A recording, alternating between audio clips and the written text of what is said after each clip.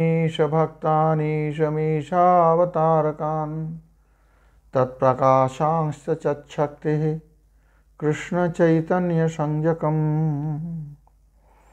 ॐ पूर्णमदः पूर्णमिदं पूर्णात् पूर्णमुदच्यते पूर्णस्य पूर्णमादाय पूर्णमेवावशिष्यते। ॐ शान्ति शान्ति शान्ति। हरिः ओम्।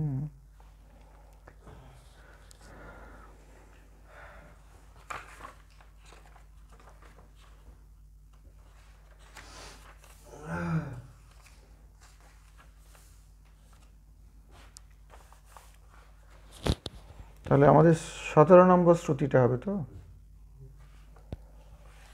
বায়োরনিলমৃতমথেদং ভাস্মান্तं শরীরম ॐ ক্রতস্মর কৃতং স্মর ক্রতস্মর কৃতং স্মর।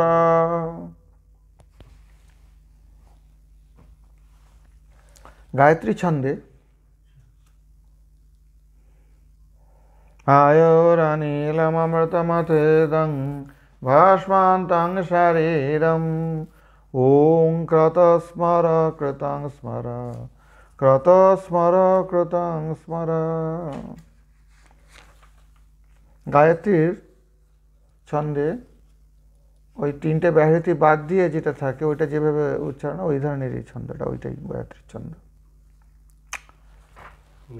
আসন্ন মৃত্যুকালে সদ্গতি লাভের জন্য সাধক প্রার্থনা করিতেছেন। অনেক জায়গায় শ্মশানে এটা লেখা আছে। দিল্লিতে করলবাগের শ্মশানে দেখলাম বাইরে লেখা আছে রাস্তার উপর এই মন্ত্রটা। বুঝতে পেরেছ? আসন্ন মৃত্যু না, মৃত্যুর পরেই লোককে ওখানে ঢোকানো হচ্ছে, কিন্তু লেখা আছে ওখানে।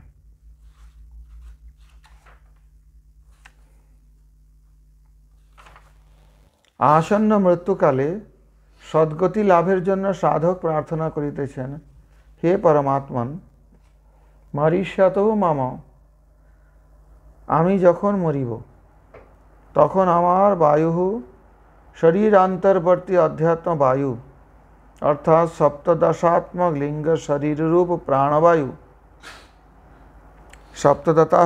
সপ্তদশাত্মক লিঙ্গ শরীর কেন? এখানে অনেক কিছু জুড়ে বলা হচ্ছে ওটাকে। মন বুদ্ধি চিত্ত অহংকার, 10টা ইন্দ্রিয়, তার অনুভূতিগুলো কটা হলো? 14টা।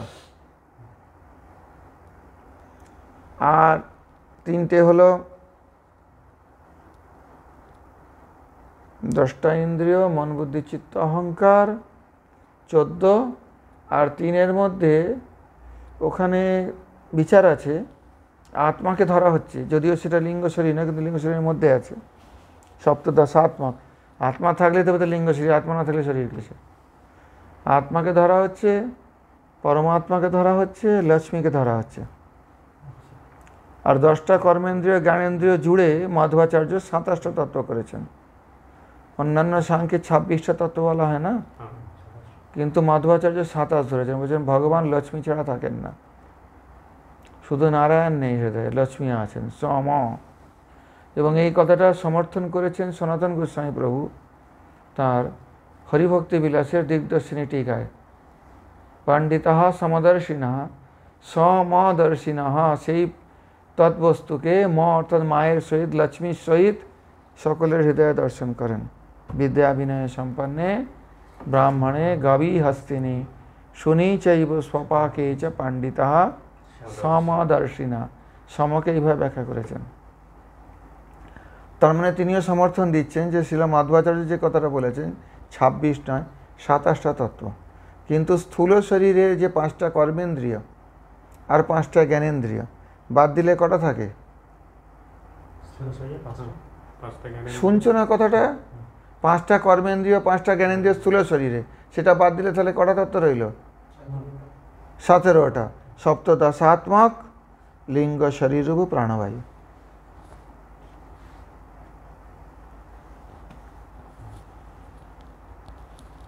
বায়ু যে কথা বলা হচ্ছে, বায়ুর অনিলম, বায়ু অমৃতং অনিলং অবিনশ্বর সূত্রাত্মা অধিदैবত বায়ুকে মুখ্য প্রাণকে প্রাপ্ত হোক, অর্থাৎ দেব জানে আমার লিঙ্গ শরীর গতি লাভ করুক।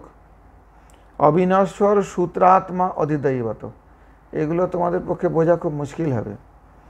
একটা হচ্ছে গীতায় বলা হয়েছে না, অধিदैवं কিমুচ্যতে, বলো শ্লোকটা দেখি, সপ্তম অধ্যায়ের শেষের শ্লোকটা। ভুলে গেছো সব? মহা মুশকিল। কিমাধ্যাত্মং কিং কর্ম পুরুষোত্তমা আদিভূতং চ কিং প্रोक्तम् আধিदैवं কিমুচ্যতে।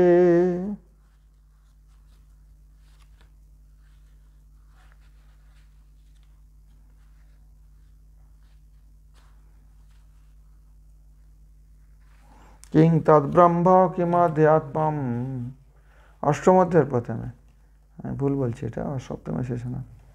কিং কর্ম পুরুষোত্তমা আদিভূতং চ কিং प्रोक्तम् আধিदैवं কিমুচ্যতে। এগুলো এই জন্য তো পড়ালাম যে এগুলো সড়গড় হয়ে থাকলে এই শব্দগুলোকে ধরতে পারবে, আর নাহলে বোকার মতো চেয়ে থাকবে, কী লাভ। এখানে বলছেন আধিভূতং সরভাব পুরুষশ্চাধিदैवतम् अधियज्ञ हमें मात्र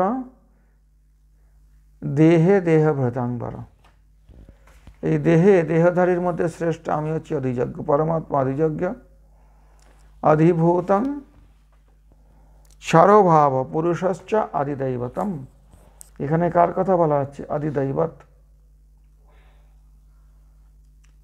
অধিदैवत পুরুষশ্চ আদিदैवतम्।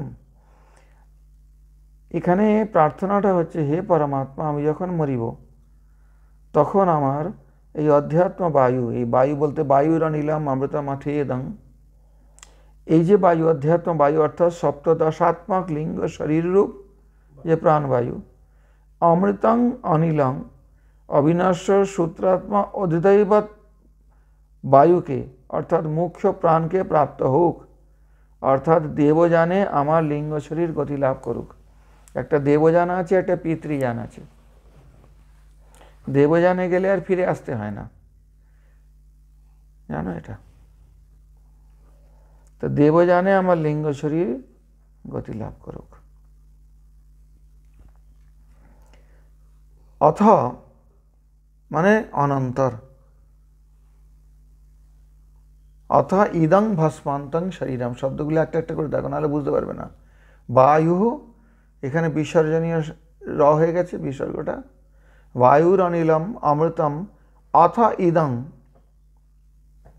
শরীরং ভস্মান্তং, অথ মানে অনন্তর, আমার যে সপ্তদশাত্মক লিঙ্গ শরীররূপ প্রাণবায়ু মুখ্য প্রাণকে প্রাপ্ত হোক, অর্থাৎ দেবযানে আমার লিঙ্গ শরীর গতিলাভ করুক, যেন ফিরে না আসতে হয়। অথ মানে অতঃপর, অনন্তর লিঙ্গ শরীরাবচ্ছিন্ন প্রাণবায়ু নির্গমনের পর, লিঙ্গ শরীরের দ্বারা অবচ্ছিন্ন প্রাণবায়ু নির্গমনের পর, অবচ্ছিন্ন কিভাবে হয়? যার দ্বারা পৃথক হয়েছে, লিঙ্গ শরীরের দ্বারা প্রাণবায়ু, একটা মুখ্য প্রাণবায়ু পৃথক হয়েছে, আর এই শরীরের মধ্যে একটা বায়ু চলছে। যেরকম ঘটাবচ্ছিন্ন আকাশ, আকাশ আছে সর্বত্র স্পেস, কিন্তু ঘটের মধ্যে যে স্পেসটা, ঘটকে অবচ্ছিন্ন করেছে।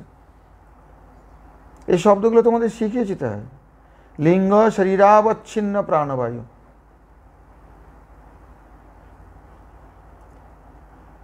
নির্গমনের পর ইদং শরীরং ভস্মান্তং, ভস্মে পরিণত হোক, ভস্মে অন্ত হোক, এর শ্মশানাগ্নিতে আহুতি হইয়া ভস্মাবশেষ হোক। ইদং শরীরং মানে এই স্থূল পাঞ্চভৌতিক শরীর, ওই জন্য শ্মশানে এটা লেখা থাকে। বাংলার দিকে অত দেখিনি, কিন্তু দিল্লিতে দেখেছি এটা আছে লেখা। করলবাগ মাঠের ওখানে একটা শ্মশান আছে না, যেতে রাস্তায়, নৃসিংহ মন্দিরের উল্টো দিকে, ওইখানে দেখেছি এই মন্ত্রটা লেখা। আমি বললাম আচ্ছা, তো এই উপনিষদের মন্ত্র এখানে দিয়েছে। ওম, ওমকার এখানে প্রণব প্রতীক সত্যস্বরূপ অগ্ন্যাক্ষ ব্রহ্মকে অভিন্ন রূপে বলা হইতেছে। এখানে প্রণব যার বাচক, সেই ব্রহ্মকে, তাকে সত্য বলা হয়েছে। এখানে অগ্নিও বলা হয়েছে, সেই ব্রহ্মকে এখানে অগ্নির সঙ্গে অভিন্ন বলে বলা হচ্ছে। হে ক্রত, এই ওমকারের পরে বলা হচ্ছে হে ক্রত, হে সংকল্পাত্মক মন, হে সংকল্পাত্মক মন, স্মর, স্মরণ করো।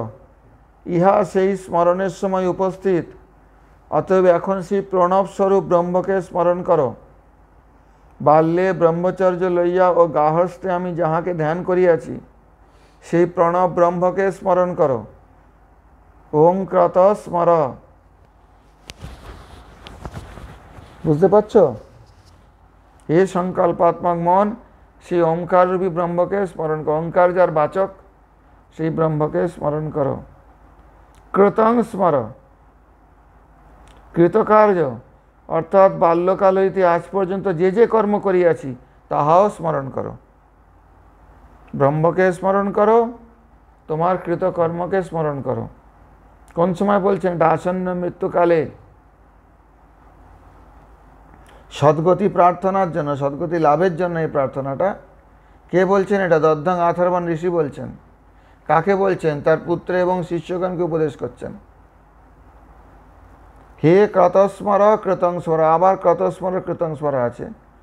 হে ক্রত, ওই সংকল্পাত্মক মন, স্মর, যাহা স্মরণীয় তাহা স্মরণ করো। কৃতং, তোমার কৃত বিষয়ে স্মর। তো এখানে দ্বিরুক্তি হচ্ছে, ক্রতস্মর কৃতং স্মর, ক্রতস্মর কৃতং স্মর। দ্বিরুক্তি আদরার্থে, আদরার্থে দ্বিরুক্তি করা। যে জিনিসটা বেশি মর্যাদা দেওয়া হয়, দুবার করে বলা হয়।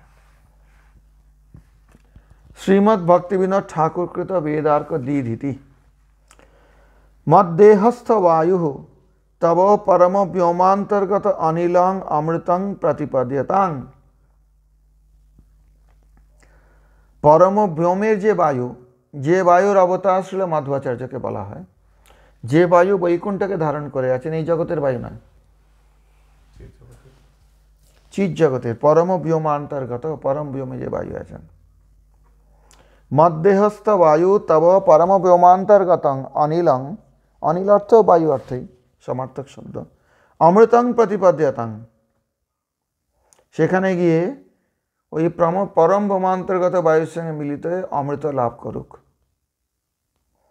ইদং জড় শরীরং লিঙ্গ শরীরঞ্চ জ্ঞানাদিনা জ্ঞানাগ্নিনা ভস্মীভূতং ভবতু ইতি যাচে। আর এই জড় শরীর এবং লিঙ্গ শরীর জ্ঞানাগ্নির দ্বারা ভস্মীভূত হয়ে যাক, এটাই আমি এখন প্রার্থনা করি।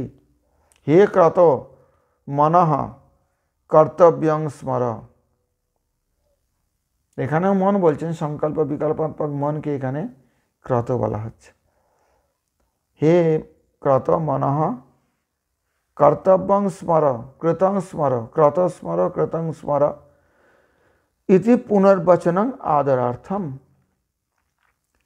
আমার শরীরস্থ জড়বায়ু, শ্রীল ভক্তিবিনোদ ঠাকুর অনুবাদ করেছেন, আমার শরীরস্থ জড়বায়ু তোমার পরব্যোমস্থ চিদ বায়ুরূপ অমৃতত্ব লাভ করুক।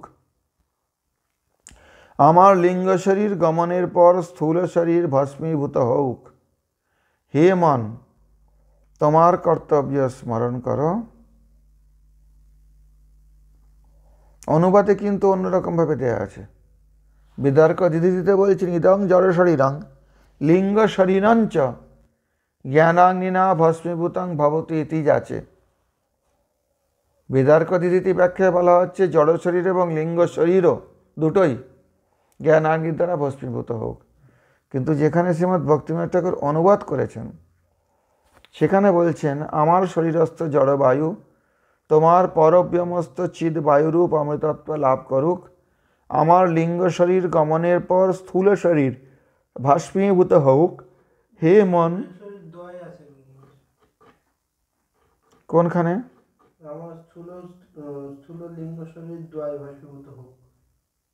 এখানে সেটা নেই। আমার লিঙ্গ শরীর গমনের পর স্থূল শরীর ভস্মীভূত হোক, ওটা কোথা থেকে দেখছো? ওটা কি পুরনো এডিশন? কার পাবলিকেশন ওটা? ভক্তিবিনোদ ঠাকুরের ব্যাখ্যা, কিন্তু এখানে তো সেভাবে দেননি। হে মন, তোমার কর্তব্য স্মরণ করো, তোমার কৃত বিষয় স্মরণ করো। ওটা কবেকার এডিশন দেখো না। ওটা বোধহয় ভক্তিবিনোদ ঠাকুর যেটা করেছিলেন সেই এডিশনটা মনে হয়, সেটা থেকেই তো এটা করা হয়েছে।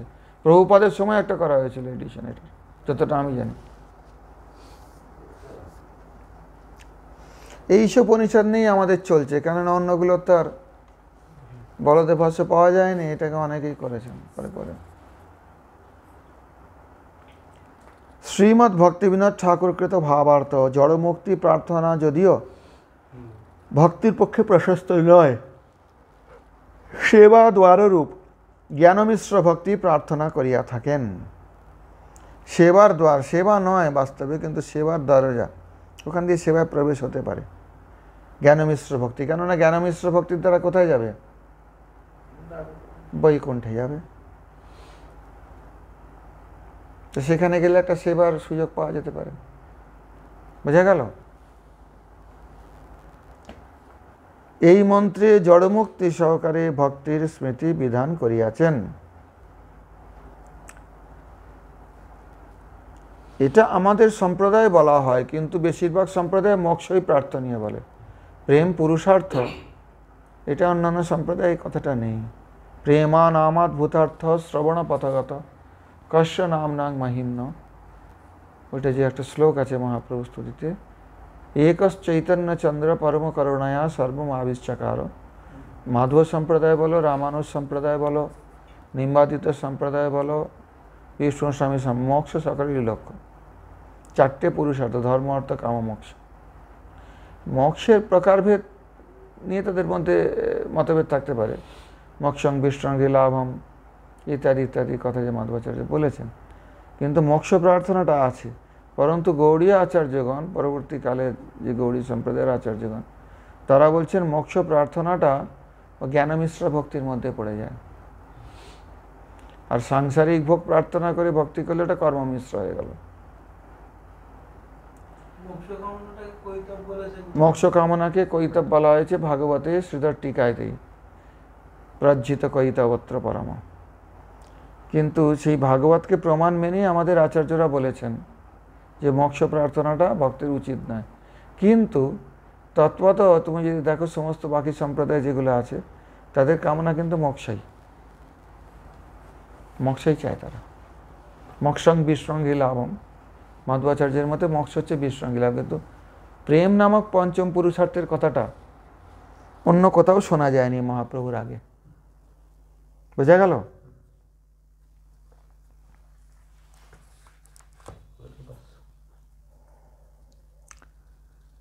শ্রীমদ্ বলদেব ভাষ্যম, ইদানীং মরিষ্যত মম বায়ুর অধ্যাত্ম পরিচ্ছেদং হিত্বা, अध्यात्म परिच्छेदं हित्वा अधिदैवतम आत्मानमलिनं प्रविशतु इति प्रार्थयते। प्रविशतु इति এখানে ইকোজান্নাচি হয়েছে, ওটা অ হয়ে গেছে প্রবিশতু, প্রবিশত ইতি প্রার্থয়তে। ইদানীং মরিষ্যত মম বায়ুর অধ্যাত্ম পরিচ্ছেদং হিত্বা, অধ্যাত্ম পরিচ্ছেদ যেটাই অনুবাদে বলা হয়েছে, अध्यात्मेर द्वारा जे परिच्छिन्न वायु, সেই বায়ু अध्यात्म परिच्छेद त्याग करे अधिदैवत आत्मानं अनिलं प्रविशतु, पुरुषश्च अधिदैवतम्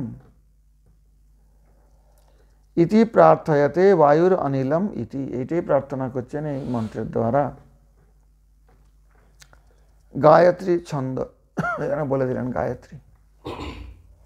অত বিস্তার করে বলবেন না, ভাষে এইভাবেই বলা হয় গায়ত্রী, মানে গায়ত্রী ছন্দ। হে পরমাত্মন, মরিষ্যত মম বায়ু সপ্তদশাত্মক লিঙ্গ শরীর রূপ প্রাণ আধ্যাত্ম পরিচ্ছেদং হিত্বা अधिदैव रूपं सर्वात्ममृतं सूत्रात्मनाम अनिलं मुख्य प्राणं प्रतिपद्यताम इति वाक्य शेषः। অনুবাদে যে কথাটা বলা হয়েছে, মানে অন্বয়ে যে কথাটা বলা হয়েছে, অধ্যাত্ম পরিচ্ছেদং হিত্বা, অধ্যাত্ম পরিচ্ছেদ যদি ত্যাগ করার কথা হয় তাহলে লিঙ্গ শরীরটাকেও ত্যাগ করতে হবে। লিঙ্গ শরীরের দ্বারা অবচ্ছিন্ন যে প্রাণবায়ু, সেটাই অধ্যাত্ম পরিচ্ছেদ, অর্থাৎ লিঙ্গ পরিচ্ছেদটাকেও ত্যাগ করে, বুঝতে পেরেছ? অধিদৈব রূপম সর্বাত্মম অমৃতম সূত্রাত্মানম অনিলং। সূত্রাত্মানম অনিলম, এটা একটু বুঝতে অসুবিধা হবে, আমি যদি উদাহরণ দিয়ে বুঝতে পারবে। একটা সূর্য রশ্মি আসছে, সুতোর মতো দেখানো হয় না, রশ্মিটা আসছে, কিন্তু তার মধ্যে অনেকগুলো কণ আছে। সেই রকম জীব যে তটস্থ শক্তি, এটাকে যদি সূর্যের কিরণ বলা হয়, তাহলে এক একটা জীব এক একটা কিরণের কণা, ফোটন বলা হয়। সায়েন্সে পড়েছো তো? কন্টিনিউয়াস ফোটনগুলো ফ্লো হচ্ছে বলে মনে হচ্ছে একটা সুতো, একটা সুতো নয় কিন্তু, ওটা একটা এনার্জির প্যাকেট আছে, তাই তো? এখন সূত্রাত্মানং অর্থে ওইটাকে ধরা হচ্ছে যে আমি যে একটা আলাদা যে মূল তটস্থ শক্তির মধ্যে জানা যেতে পারি, ওই সূত্র ধরে আমি ভগবানের কাছে, দেবযান পন্থা, ওই ধরনের কিছু কিছু শাস্ত্রে বর্ণন করা হয়েছে দেবযান পন্থায়। অর্থাৎ আমি যে ওই তটস্থ শক্তির একটা কণা, আমি যেন ওইখানে, ওই কথাটা দেখো, সূত্রাত্মানা মানিলাম সর্বাত্মম অমৃতম। সর্ব আত্মা কোত্থেকে আসছে? ওই যে রশ্মিটা আছে ওইটারই কণ, তা আমি তাকে ধরে যেন সেই ভগবানের কাছে পৌঁছে যেতে পারি, মুখ্য প্রাণে পৌঁছে যেতে পারি। প্রার্থনাটা এই ধরনের। হিত্বা অধিদৈব রূপং সর্বাত্মমৃতং সূত্রাত্মানাম অনিলং মুখ্য প্রাণং প্রতিপদ্যতাম ইতি বাক্য শেষঃ। এখানে সব কথা এরমভাবে খোলে খোলে বলা হয় না মন্ত্রে, বাক্যগুলো দেখো না সম্পূর্ণ নয় দেখতে গেলে, এইভাবেই উপনিষদে অনেক জায়গায় পাবে এরকম। সেখানে আচার্যগণ কোনো কোনো শব্দ জুড়ে বাক্যটাকে সম্পূর্ণ করেছেন। এবার কে কোন শব্দ জুড়ছেন সে অনুযায়ী আবার তাদের ব্যাখ্যা কিছু কিছু আলাদা হয়ে যাচ্ছে, বুঝতে পারছ?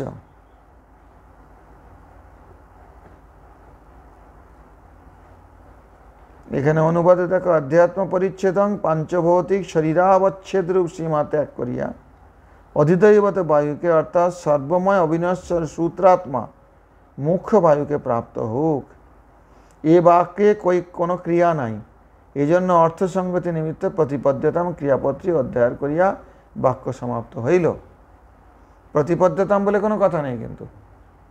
বায়ুর অনিলাম অমৃতমথেদং ভস্মান্তং শরীরম।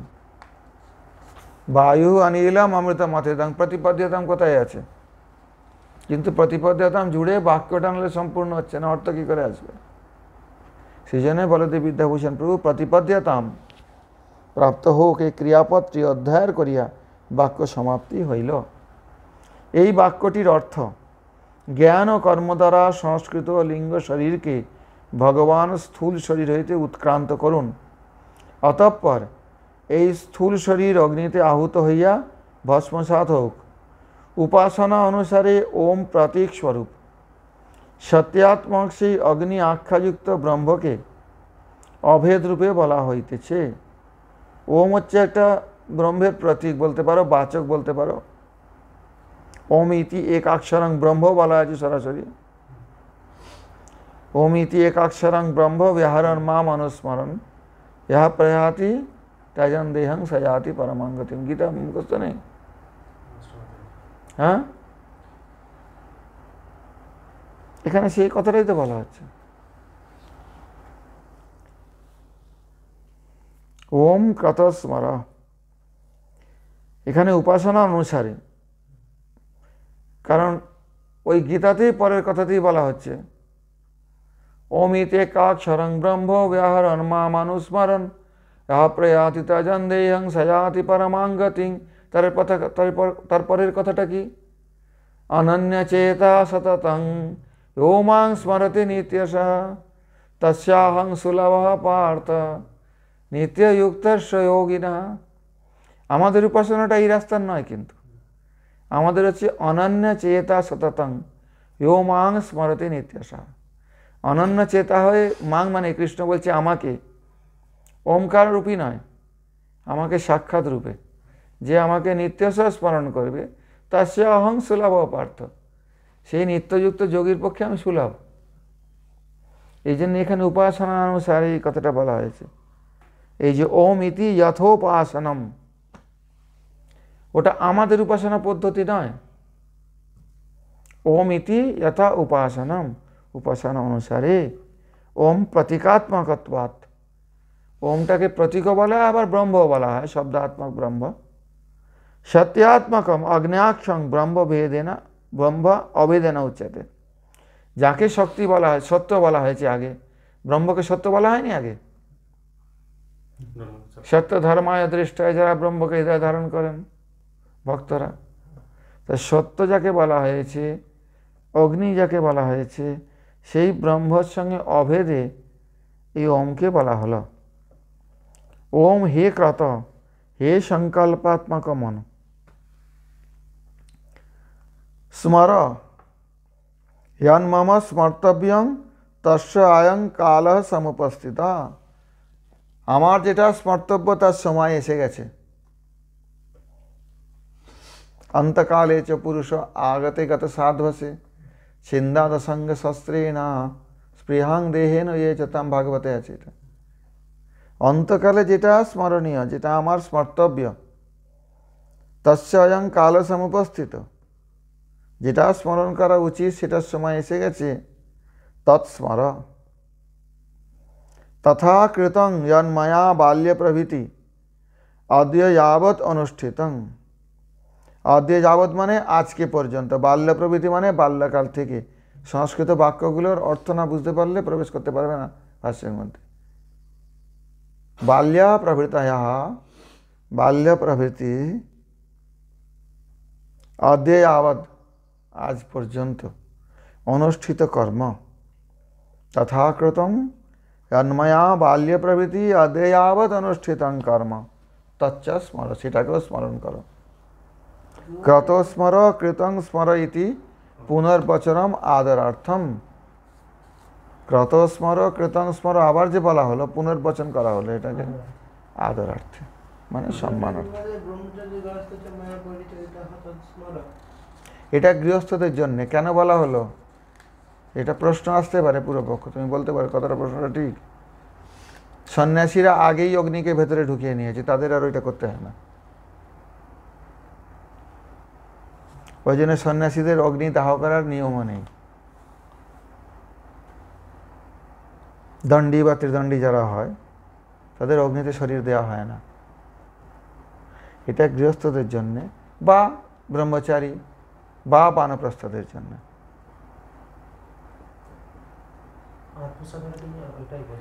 হ্যাঁ,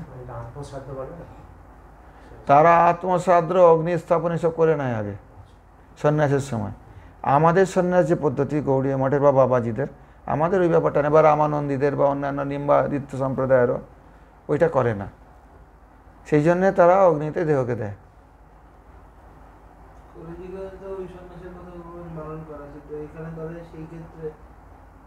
কি বারণ করা আছে?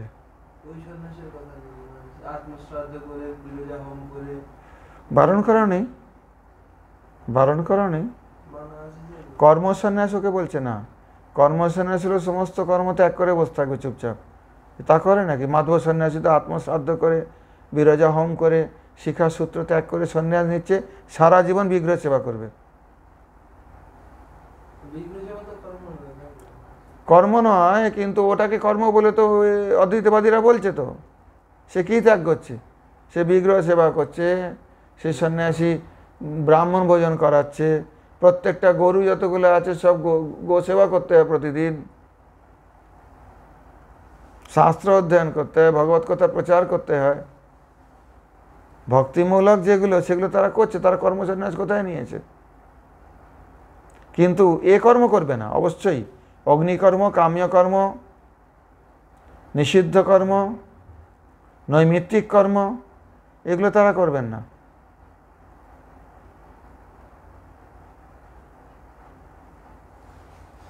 এখন তুমি যদি বলো নিষেধ কলিযুগে ব্রহ্মবিবর্ত পুরাণের শ্লোক অনুযায়ী, বলতে পারো, কিন্তু তারা যে একেবারে নিষ্ক্রিয় হয়ে বসে আছে তা তো নয়। এখন কেউ কেউ বলে ওটা নিষেধ কর্মসন্ন্যাস, কিন্তু কি কর্মটাকে তারা ত্যাগ করছে? ভগবত সেবারূপ কর্মকে ত্যাগ করছেন, ওটা তো ভক্তির মধ্যে পড়লো। তারা তো সারাদিন ভক্তি করছেন,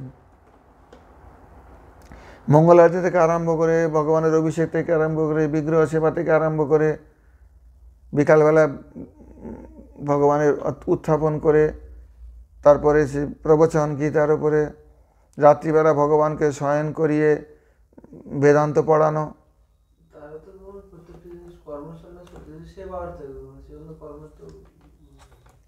আমরা তো তাই নিচ্ছি। আমাদের সন্ন্যাসের তাৎপর্যটা মহাপ্রভু কি বলছেন? মুকুন্দ সেবন ব্রত কইল অঙ্গীকার। পড়ো না এগুলো। এতং শাস্থায় পরাত্মনিষ্ঠাম অধ্যাসিতং পূর্বতমে মহর্ষিভি অহংতারি স্বামী দুরন্ত পারং তমো মুকুন্দাঙ্ঘ্রিণী সেবৈব। মুকুন্দ চরণ সেবন ব্রত কইল অঙ্গীকার। সাধু কয়ে, প্রভু কয়ে সাধু এই ভিক্ষুক বচন, মুকুন্দ সেবন ব্রত কইল, ভুলে গেছো সব? পরার্থ নিষ্ঠা মাত্র বেশ ধারণ, মুকুন্দ সেবায় হয় সংসার তারণ। তা বেশ তারা ধারণ করছেন, জগতের সঙ্গে সব সম্পর্ক ছিন্ন করছেন, আত্মশ্রাদ্ধ করছেন। আমি অন্য সম্প্রদায়ের বৈষ্ণব সন্ন্যাসীদের কথা বলছি, কিন্তু তারা মুকুন্দ সেবন ব্রত কি ত্যাগ করছেন? সেইটা কি অঙ্গীকার করছেন?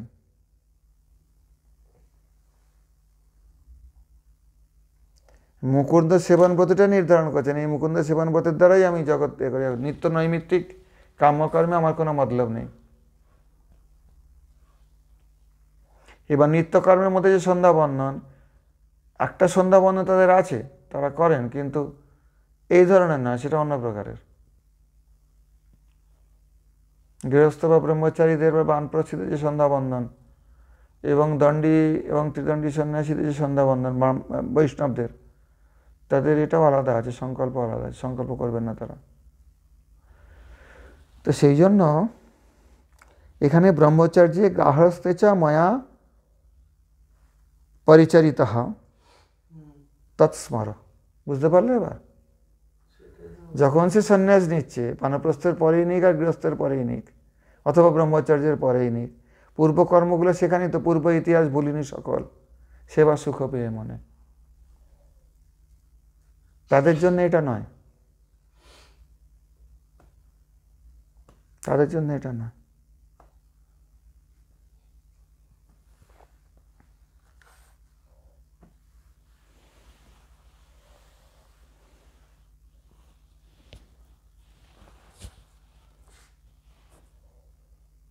বোঝা গেল? স্পষ্ট হলো? এই প্রার্থনাটা তাদের জন্য যারা ওই প্রকারের নন। ক্রতস্মর ক্রতং স্মর, ক্রতস্মর ক্রতং স্মর। দিল্লির ওই করলবাগ শ্মশানের বাইরে যে লেখা আছে এই মন্ত্রটা, সেখানে কারা যাচ্ছে, মানে কাদের নিয়ে যাওয়া হচ্ছে? তারা তো এই লেভেলের লোক নয় বেশিরভাগই।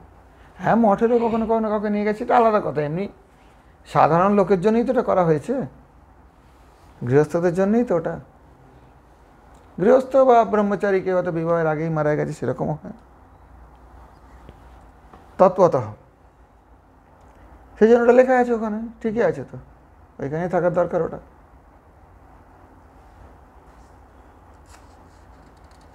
এবার মাধব ভাষ্যটা দেখো, ইয়াস্মিন অয়ং স্থিতঃ সোপি অমৃতঃ কিমু পরঃ यः ब्रह्मैव निलयनं यस्य वायः सो नीलम।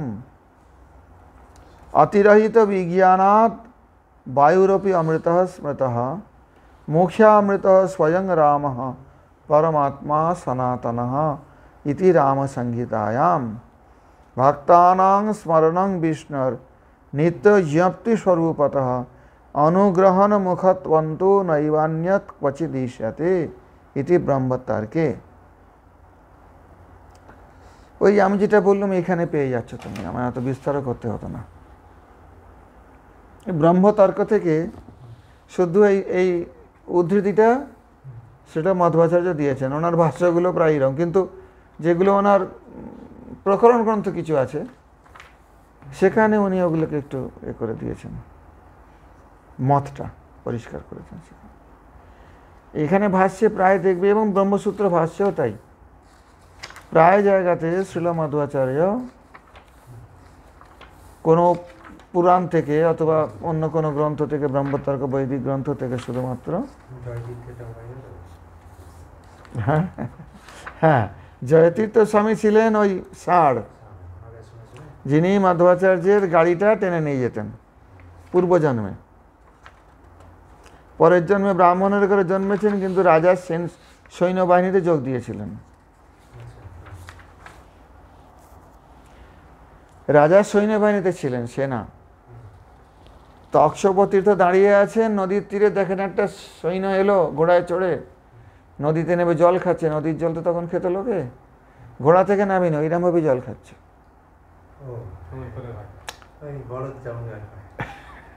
ঘোড়া থেকে না নেমে, ঘোড়া শুধু নেমেছে নদীতে, নদী পার করে জল খাচ্ছে, মুখটা এ করে।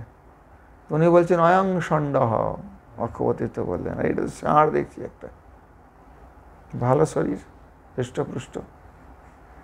তো ওইটা শ্রবণ করে কি হবে, তার পূর্বজন্মের স্মৃতি এসে গিয়েছিল, যেটা আমি দেখেছি বিভিন্ন জায়গায় বর্ণনা আছে। পূর্বজন্মের স্মৃতি এসে যায় যখন তিনি ওই ষাঁড় ছিলেন।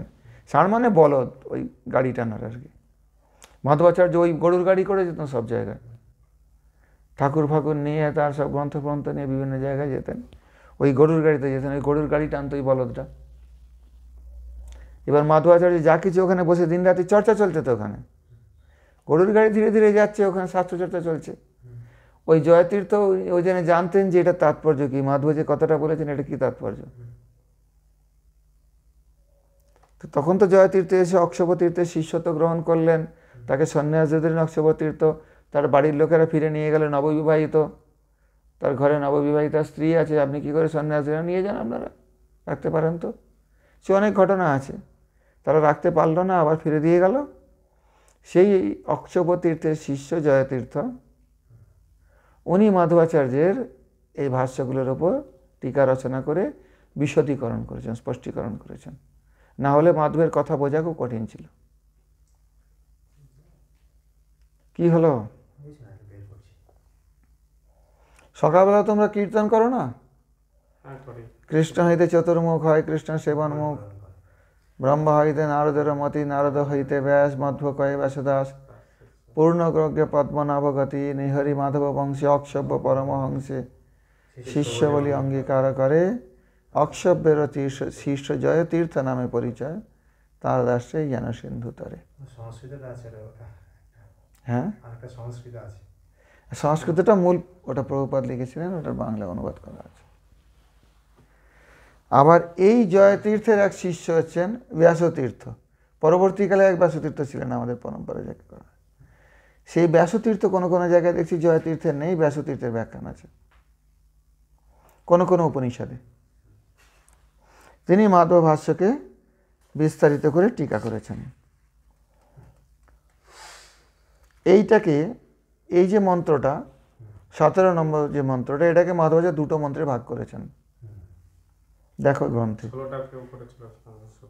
হ্যাঁ, এই জন্যে মাধবের মতে এখানে 20টা মন্ত্র, অন্যান্য বাকি যতগুলো এ দেখবে আচার্যদের 18টা মন্ত্র ঈশোপনিষদ। ওই একই মন্ত্র, এটাকে উনি দুটো ভাগ বলছেন, এটা এক মন্ত্র বলছেন না। বায়ু অনিলম অমৃতম অথেদং ভস্মান্তগং শরীরম, ওম ক্রতস্মর ক্রতং স্মর ক্রতগং স্মর ক্রত স্মর ক্রতগং স্মর গুং, এরকম হবে। এটা তানপুরারের মতো শব্দের মতো হয়, এটা যে চন্দ্রবিন্দুর মতো যেটা দেখা আছে। হস্মান্দং শারীরম, মূল শ্লোকটা যেভাবে দেয়া আছে, এটা বেদের মন্ত্রগুলোকে এইভাবে দেয়া থাকে। ওই এটা যজুর্বেদেরই তো উপনিষদ বাবা। এটা কৃষ্ণ যজুর্বেদ না শুক্ল যজুর্বেদ ভুলে গেছি, যাই হোক ঈশোপনিষদ।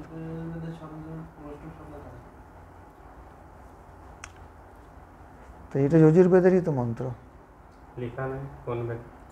লেখা আছে শুরুতে, বলেছি তো আমি বলেওছি তো, তোমাদের কাছে ব্যাখ্যাও করা আছে। এটা শুক্ল যজুর্বেদ দেখেছো? হ্যাঁ, শুক্ল যজুর্বেদেরই একটা সংহিতার অংশ।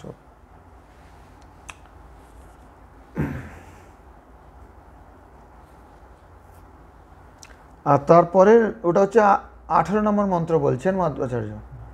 আর তার ওম ক্রতস্মর ক্রতগং স্মর ক্রতস্মর ক্রতগং স্মর, এটা 19 নম্বর মন্ত্র বলছেন।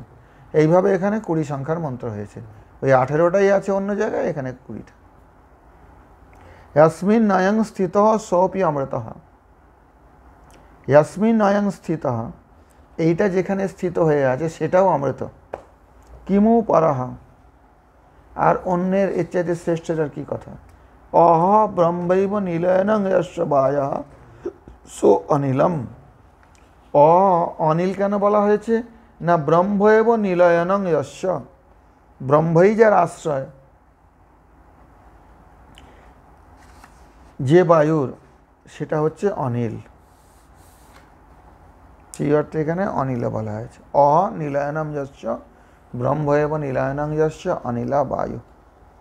অতিরহিত বিজ্ঞানাৎ বায়ুরপ্য অমৃত স্মৃত। বললো বায়ুকে তাহলে অমৃত বলা হলো কেন? বলছেন সেখানে অতিরহিত বিজ্ঞান, সেখানে বিজ্ঞানটা কখনো তিরোহিত হয় না। এগুলো কঠিন ব্যাপার, বিজ্ঞান কোনটাকে বলবে সেটা জানতে হবে। বিজ্ঞানটা তিরোহিত হয় না বলে বায়ুকেও অমৃত বলা হয়ে থাকে। মুখ্যামৃত স্বয়ং রাম পরমাত্মা সনাতন। কিন্তু মুখ্য অমৃত যদি বলা যায়, যে অমৃতকে প্রাপ্ত হতে হবে, বায়ু নয়, সেটা মুখ্য অমৃতটা কি? স্বয়ং রাম, ভগবান শ্রীরাম, পরমাত্মা সনাতন, তিনি হলেন মুখ্য অমৃত। ইতি রাম সংহিতায়াম, রাম সংহিতা থেকে এটাকে উদ্ধৃত করেছেন। আর তারপরের 19 নম্বর মন্ত্রটার ওম ক্রত স্মর ক্রতং স্মর অত স্মর ক্রতগুং স্মর ভক্তানাং স্মরণং বিষ্ণুর নিত্য জ্ঞাপ্তি স্বরূপতঃ অনুগ্রহণ মুখৎপঙ্ক্ত নৈবান্যত ক্বচিদিষ্যতে, ব্রহ্মতর্কে বলা হচ্ছে। এইটা ব্রহ্মতর্ক থেকে একটা উদ্ধৃতি দিয়েছেন, ওই ওনার মতে ওটা আলাদা মন্ত্র, সেই 19 নম্বর মন্ত্রটার। বোঝা গেল?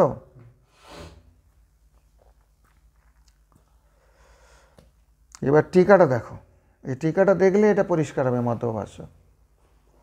আর তারপর যদি আরও দেখতে চাও, সেক্ষেত্রে প্রকাশিকা দেখলে ওখানে মায়াবাদ খণ্ডন, এ খণ্ডন, সে খণ্ডন, আর ওই টিকার উপরই, মানে আমাদের মধ্বভাষ্যের ওপরই প্রকাশিকাটা, সবগুলো মধ্বভাষ্যের আধার করে।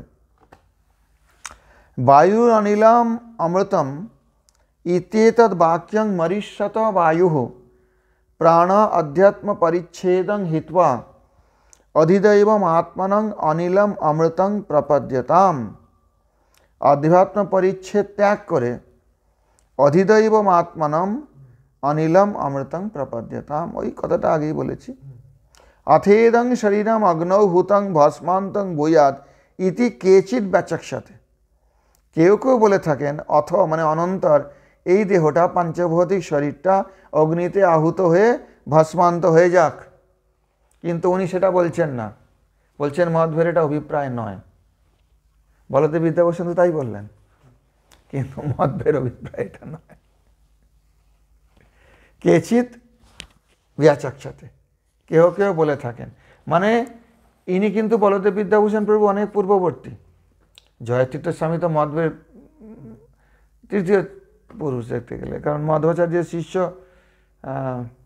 নৃহরি মাধব বংশে অক্ষোভ পরমহংসে, তিনজন গুরু ভাই পরপর হয়েছিলেন। মধ্বের শিষ্যের শিষ্য হচ্ছেন জয়তীর্থ স্বামী, এই অক্ষোভ তীর্থ। মধ্বাচার্যের প্রশিষ্য হলেন অক্ষোভ তীর্থ, তার শিষ্য হচ্ছেন জয়তীর্থ। আর বলদেব বিদ্যাভূষণ প্রভূত আজ থেকে 250 বছর আগেকার, পরবর্তীকালের। তার মানে হচ্ছে যখন অক্ষোভ তীর্থ শিষ্য জয়তীর্থটা লিখেছেন, তখনও বলদেব বিদ্যাভূষণ যে মতটা বলছেন এটা ছিল, সে রামানুজ সম্প্রদায় হোক বা অন্য সম্প্রদায় হোক, বা অদ্বৈতবাদী শঙ্করাচার্যের ভাষ্যে হোক, যার জন্যই তো কথাটা বলছেন কেচিৎ ব্যাচক সাথে। কেউ কেউ বলে থাকেন কি ভস্মান্তং ইদগং শরীরম, মানে এই পঞ্চভৌতিক শরীরটা ভস্মীভূত হয়ে যাক, আর আমার যে বায়ু, হ্যাঁ, সেটা গিয়ে মুখ্য প্রাণের সঙ্গে মিলিত হোক, মানে দেবযান পন্থায় বৈকুণ্ঠে চলে যায়, কথাটা এইটা প্রার্থনাটা। এখন অবশ্যম্ভাবিনী অর্থে প্রার্থনা অনুপযোগাত বলছেন, এটা একটা বোকার মতো কথা। অবশ্যম্ভাবিনী, আরে মারা গেলে শরীর তো অগ্নিতে হুত হয়ে ভস্ম হয়ে, তার জন্য প্রার্থনা করতে যাবো কেন? বুঝতে পারছ? শরীর তো ভস্ম হয়ে যায়, প্রার্থনা করতে যাবো কেন? প্রার্থনা করি আর না করি অবশ্যম্ভাবী। তো সেখানে অনুপযোগাত বলছে, এই প্রার্থনাটা এখানে ঠিক উপযোগী মনে হচ্ছে না, এটার অন্য অর্থ হবে। যেখানে বুঝতে পাচ্ছেন না, লক্ষ্য করতে হবে। আরে শরীর তো ভস্ম হয়ে যাবে, তুমি প্রার্থনা করো আর না করো। হ্যাঁ, আমাকে আপনার ধামে নিয়ে যান, সেটা বলা যেতে পারে, সেটা প্রার্থনা এখানেও বলছেন, কিন্তু শরীর ভস্ম হয়ে যাক, এটা আবার প্রার্থনার কি আছে? এ তো না করলেও ভস্ম করে দেবে। আরে সব ভস্ম হয়ে যায়, পঞ্চভৌতিক শরীর ভস্ম হয় না কেন? লিঙ্গ শরীরের কথা বলছেন না এখানে। অথেদং পাঞ্চভৌতিক শরীরম। অবশ্যম্ভাবিনী অর্থে প্রার্থনা অনুপযোগাত। অবশ্যম্ভাবিনী যে প্রয়োজন, সেখানে প্রার্থনাটা অনুপযোগী, কোনো প্রয়োজন হচ্ছে না, কেন করতে যাবেন? প্রকরণাদপি উপপত্তে বলিয়স্ত্বাৎ।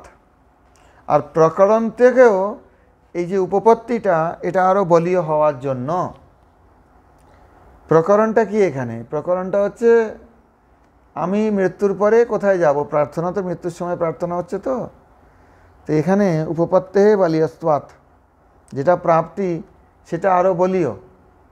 প্রাপ্তিটা তো আমি ভগবানের কাছে অমৃতত্ব প্রাপ্ত করব, তো সেই অমৃতত্ব প্রাপ্ত করি, এটার কি হলো না হলে এটা নিয়ে মাথা ঘামাতে যাবো কেন? পঞ্চভৌতিক শরীরটার কি হলো না হলো, হ্যাঁ, এটা নিয়ে মাথা ঘামাতে যাবো কিসের জন্য? আমি তো সেখানে গিয়ে প্রাপ্তি হচ্ছে আমার অমৃতত্ব। ভাগবতের কথাটা আছে যে যারা ওই রকম হয়, ওই যে আছে না, মদিরা মত্ত বাস যথা মদিরা মদান্ধা পরিকৃতং মদিরা মদান্ধা। প্রেমী ভক্তের শরীর কোথায় পড়ে যায় তার খেয়াল থাকে না। উদাহরণ দিচ্ছেন মদমত্ত, মদিরা পান করে কেউ মত্ত হয়ে গেছে, কাপড়টা কোথায় খুলে পড়ে গেছে তার জ্ঞানই থাকে না, ওই লাইনটাই ঘুরছে, তাতে এদিকে হুঁশই থাকে না। অতএব এই শরীরটা পুড়বে কি না হবে সেটা নিয়ে প্রার্থনা করতে যাবে কেন? যে বস্তুটা সে প্রাপ্তি করছে সেটা তো হচ্ছে তো অনেক বলবান। বোঝা গেল? বাসো যথা পরিকৃতং মদিরা মদান্ধ, ভাগবতে উদাহরণ দেওয়া আছে এটা। যখন ভাগবত পড়বে জানতে পারবে এগুলো সব। অত লিঙ্গ ব্যত্যয়েন বিভক্তি ব্যত্যয়েন বা সমানাধিকরণানি এতানি পদানি। লিঙ্গ ব্যত্যয় দেখো, বিভক্তি ব্যত্যয় দেখো, সমানাধিকরণানি এতানি পদানি ননু তর্হি প্রকৃত অসঙ্গতানি স্যুঃ। যদি এরকম হয় তাহলে এটা প্রকৃতির সঙ্গে অসঙ্গত হচ্ছে। বায়ুর অনিলম ইতি পুনরুক্তি স্যাৎ ইত্যত আহ। একবার বায়ু বলছে, একবার অনিল বলছে, দুটো তো সমার্থক, পুনরুক্তি হচ্ছে। ওইখানে বলছেন এই যে ইয়াসমিন মধ্বের, এটা দেখো, ইয়াসমিন অয়ং স্থিত সোপি অমৃত। ইয়াসমিন বায়ু অয়ং পরমেশ্বর সোপি বায়ুরপি অমৃত। যে বায়ুতে পরমেশ্বর স্থিত, যে বায়ু বৈকুণ্ঠকে ধারণ করে আছেন, সে বায়ুটাকেও অমৃতই বলা হচ্ছে। কিমু পর অমৃত এটি বক্তব্য, আর তার চাইতে শ্রেষ্ঠ যে পরমেশ্বর, তিনি যে অমৃত, এতে আর কৈমূর্তিক নেয়, বলারই কি কথা? বুঝতে পারছ? নহি বায়ুর অমৃতত্ব মাত্রেণ ঈশ্বর অমৃতত্ব সিদ্ধিরিতি চেন্ময়ীভম। বলছে না না, কেন বলবেন, পূর্বপক্ষ করছেন। বায়ু না অমৃত হলো, ঈশ্বর অমৃত কী করে হচ্ছে? ঈশ্বরের অমৃতত্ব তো এখানে বলা হচ্ছে না। বায়ুর অনিলম অমৃত মথেদং, বলছেন ময়ীভম, এ কথা নয়। অস্যার্থস্য অনিল পদে নক্তত্বাৎ, এর অর্থটা অনিল পদের দ্বারা, অনিল শব্দের দ্বারা উক্ত করা হওয়ার জন্য। তৎকথম, কি প্রকারে? ইতি অতস্তাৎপর্যত ব্যাখ্যাতং তদিদানীং নির্ভক্তি। তাৎপর্যটির ব্যাখ্যা এখানে করছেন মাধ্বাচার্য, এই যে অহ ব্রহ্মৈব নিলয়নং যস্য বায় সো অনিলম। বোঝা গেল? অহ ব্রহ্মৈব, ব্রহ্ম এব নিলয়নম, মানে নীলং মানে হচ্ছে নিলয়নম, আশ্রয়। তাহলে যার নীলম, তিনি অনিলম। যথাশ্রুতস্য অনুবাদ অয়ম ইত্যত অনিলম ইত্যুক্তম। অশব্দে ব্রহ্ম তো হয়। যথাশ্রুতস্য অনুবাদ অয়ম ইত্যত অনিলম ইত্যুক্তম। যথাশ্রুত, সেটার অনুবাদ করা হচ্ছে এখানে। অনেন পুনরুক্তিরপি পরিহৃতা ভবতি, এখানে পুনরুক্তিরও এখানে পরিহার হয়ে যাচ্ছে। বায়ুর অনিলম দুটো পুনরুক্তি নয়। বায়ু হলো আমার যে বায়ু, অনিল হলো যেটা ব্রহ্মকে ধারণ করে আছে। ইয়াসমিন নয়ং স্থিত, শুনো তো, ইত্যানেন বায়ুর ঈশ্বরাশ্রয় ইত্যুক্তম, যেখানে বায়ুটা স্থিত সেই বায়ুটা ঈশ্বরের আশ্রয় আছে। অনেন নির্বাচনেন ঈশ্বর বায়ুর আশ্রয় ইতি লক্ষ্যতে, বলা হয় বৈকুণ্ঠকে ধারণ করে আছে বায়ু, কিন্তু বাস্তবে ওই বৈকুণ্ঠের বায়ু ঈশ্বরকেই আশ্রয় করে আছে। মালিক তো সেখানকার ঈশ্বর।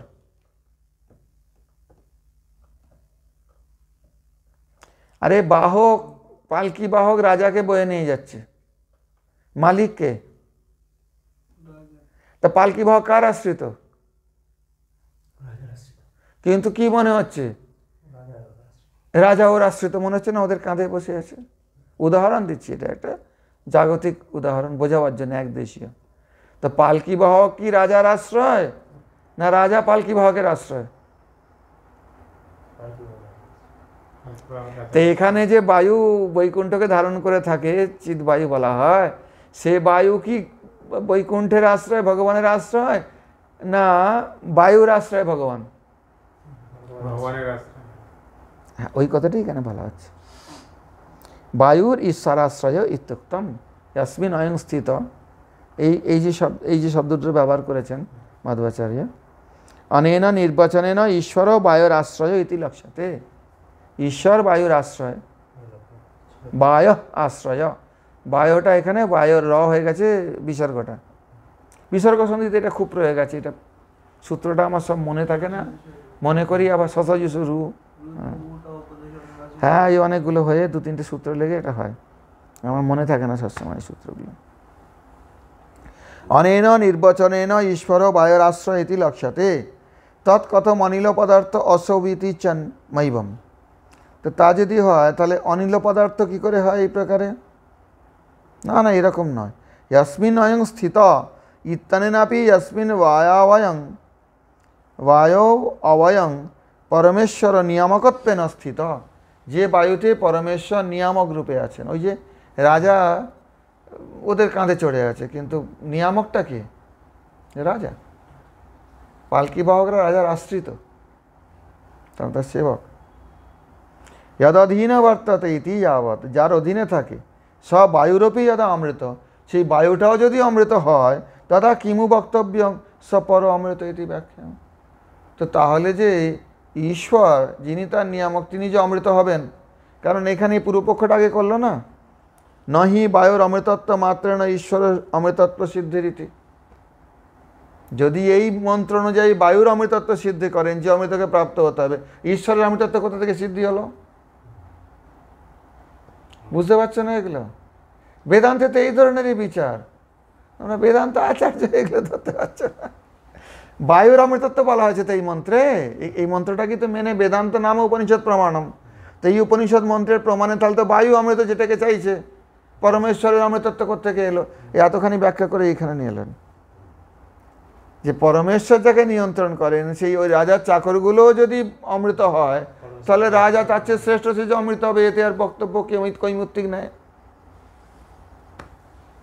বুঝতে পারছ? ইন্টারেস্টিং। হ্যাঁ, তুমি বুঝতে পারছো? ইতি ব্যাখ্যেয়ম ততশ্চেদমুক্তং ভবতি, ততশ্চ ইদমুক্তং ভবতি। তত মানে তারপরে এটা বলা হয়েছে, সো অহম অস্মি ইতি। এর আগের মন্ত্র দেখো নি, সোহম, সোহম অস্মি, সোহম অস্মি ইতি জীবান্তর্গতস্য পরমেশ্বরস্য নিত্য অস্তিত্বং কল্যাণতম রূপত্বং চোক্তম। ওই যে সোহম অস্মি এটা বলা হয়েছে, তার মানে জীবের অন্তর্গত যে পরমেশ্বর, যিনি পরমাত্মা রূপে আছেন, তার নিত্য অস্তিত্বের যে কল্যাণতম রূপত্ব, সেই পরমেশ্বরের নিত্য অস্তিত্বের রূপটা যে কল্যাণতম, সেইটা বলা হয়েছে। তন্নযুক্তম প্রত্যক্ষত এব দেহস্য ভস্মান তত্ত্ব দর্শনাৎ। বলছেন এটা তো যুক্তিপূর্ণ নয়, কেননা যদি পরমেশ্বর ওই জীবের অন্তর্যামী রূপে শরীরের মধ্যে আছেন এবং তার নিত্য অস্তিত্ব কল্যাণতম রূপ, যাতে কল্যাণতম রূপং আগে আছে না, পশ্যামি, আগের মন্ত্রের, বলো না মন্ত্রটা, মনে নেই? কল্যাণতম রূপং, সেই কল্যাণতম রূপটা। এখন যদি বলেন সেই পরমাত্মাকে কল্যাণতম রূপ বলা হয়েছে, বলছে এটা যুক্তিপূর্ণ হয় না। পূর্বপক্ষ কি, প্রত্যক্ষত এব দেহস্য ভস্মান তত্ত্ব দর্শনাৎ, প্রত্যক্ষ শরীরটাই তো ভস্মান্ত, যাতে শরীরের মধ্যে যে পরমাত্মার কল্যাণতম কী করে দেখবে? এটা পূর্বপক্ষ।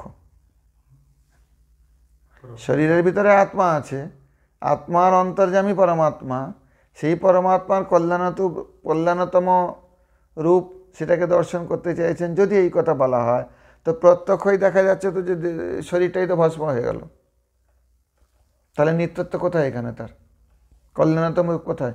দেহনাশে চ তদন্তর্গতস্য পরমেশ্বরস্য জীববান মরণাদি অবশ্যম্ভাবী। এটা পূর্বপক্ষ, ভালো করে বোঝো। বলছি যে দেহনাশ হয়ে গেল, তাহলে তার ভেতরে যে অন্তর্গত পরমেশ্বর আছে, জীব যারা মরে গেল, সেও যারা মরে গেল।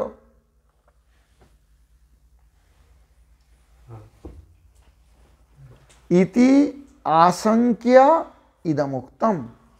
এইটাকে, এই পূর্বপক্ষটাকে নিরাকরণ করবার জন্য, এই পূর্বপক্ষটাকে খণ্ডন করবার জন্য, এই আশঙ্কা করে যে কেউ যদি এরকম পূর্বপক্ষ তোলে, যখন শরীরটা ভস্মান্ত হয়ে গেল, তখন শরীরের ভেতরে আত্মা আছে, তার ভেতরে পরমাত্মা আছে, এগুলো তো মৃত্যু অবশ্যম্ভাবী। জীব যারা মৃত্যু কবলে পড়ছে, পরমেশ্বরের মৃত্যুর কবলে পড়বে। তা কল্যাণতম রূপ কেন বলছেন? এর আগে বলা হয়েছে, মনে নেই? কল্যাণতম রূপ ঈশ্বরের, কিন্তু জীবের নয় সেটা। এর আগে ওটা নিয়ে অনেক বিতর্ক হয়েছে। তো ওই জন্য বলছেন যে সেইটাকে, সেই শঙ্কাটাকে দূর করবার জন্য ইদম উক্তম বায়ুর অনিলম ইতি, মানে বায়ুর অনিলম এই মন্ত্রটা, বায়ুরনিলম অমৃতমথেদং ভস্মান্তগং শরীরম, এই মন্ত্রটা। অয়ম অর্থ। এবার জয়তীর্থ স্বামী এটার অর্থ বলছেন, শিল মাধ্বাচার্যের মতে তিনি যেটা মনে করছেন এর অর্থ, অয়ম অর্থ যদ্যপিদং শরীরং ভস্মান্তং, যদিও এই শরীরটা ভস্ম হয়ে যাবে অন্তে, ঠিক আছে, তথাপি তদন্তর্গতস্য পরমেশ্বরস্য ন মরণাদি দোষ প্রসঙ্গ, কিন্তু তা হইলেও এই শরীরের মধ্যে যে পরমাত্মা রয়েছেন তার মরণাদি দোষ তাতে লাগবে না। মরণ দোষটা, পরমাত্মা মরেন না। তাহলে কুতঃ অনিলহ পরমেশ্বর আশ্রিত বায়ুরপি যদা অমৃত, যদি পরমেশ্বরের আশ্রিত যে বায়ু সেও অমৃত হয়, তাহলে পরমেশ্বর যে অমৃত, অথ তদা পরমেশ্বর কিং বক্তব্য, কৈমূর্তিক ন্যায় পরমেশ্বর কি করে মরতে পারে? ইতি তদমৃতত্বস্য কৈমূর্ত সিদ্ধত্বাৎ ইতি, কৈমূর্তিক ন্যায়ে পরমেশ্বরের অমৃতত্ব সিদ্ধ হচ্ছে। অতএব জীব জন্ম মরণ মালা লাভ করে, কিন্তু জীবের হৃদয়স্থিত পরমাত্মা তিনি জন্মও নেন না, মরেনও না। নানু সংসারী নবায় কথম অমৃতত্বং সম্ভবতি, এটা পূর্বপক্ষ। সংসারী বায়ুর অমৃতত্ব কি করে সম্ভব হতে পারে? यदि उपचारेण तर्हि ईश्वर स्वापि किं तथाविधम अमृतत्वम अस्ति इत्याशंकां स्मृत्वैव परिहरति अतिरोहितेति। এই যে অতিরোহিত বিজ্ঞানাৎ বায়ুরপি অমৃত স্মৃত। সংসারী বায়ু কি করে অমৃত হতে পারে? যদি উপচারে হয় তাহলে ঈশ্বরস্বাপি কিং তথাবিধম, তাহলে ঈশ্বরেও সেরকম নাকি অমৃতত্ব আছে?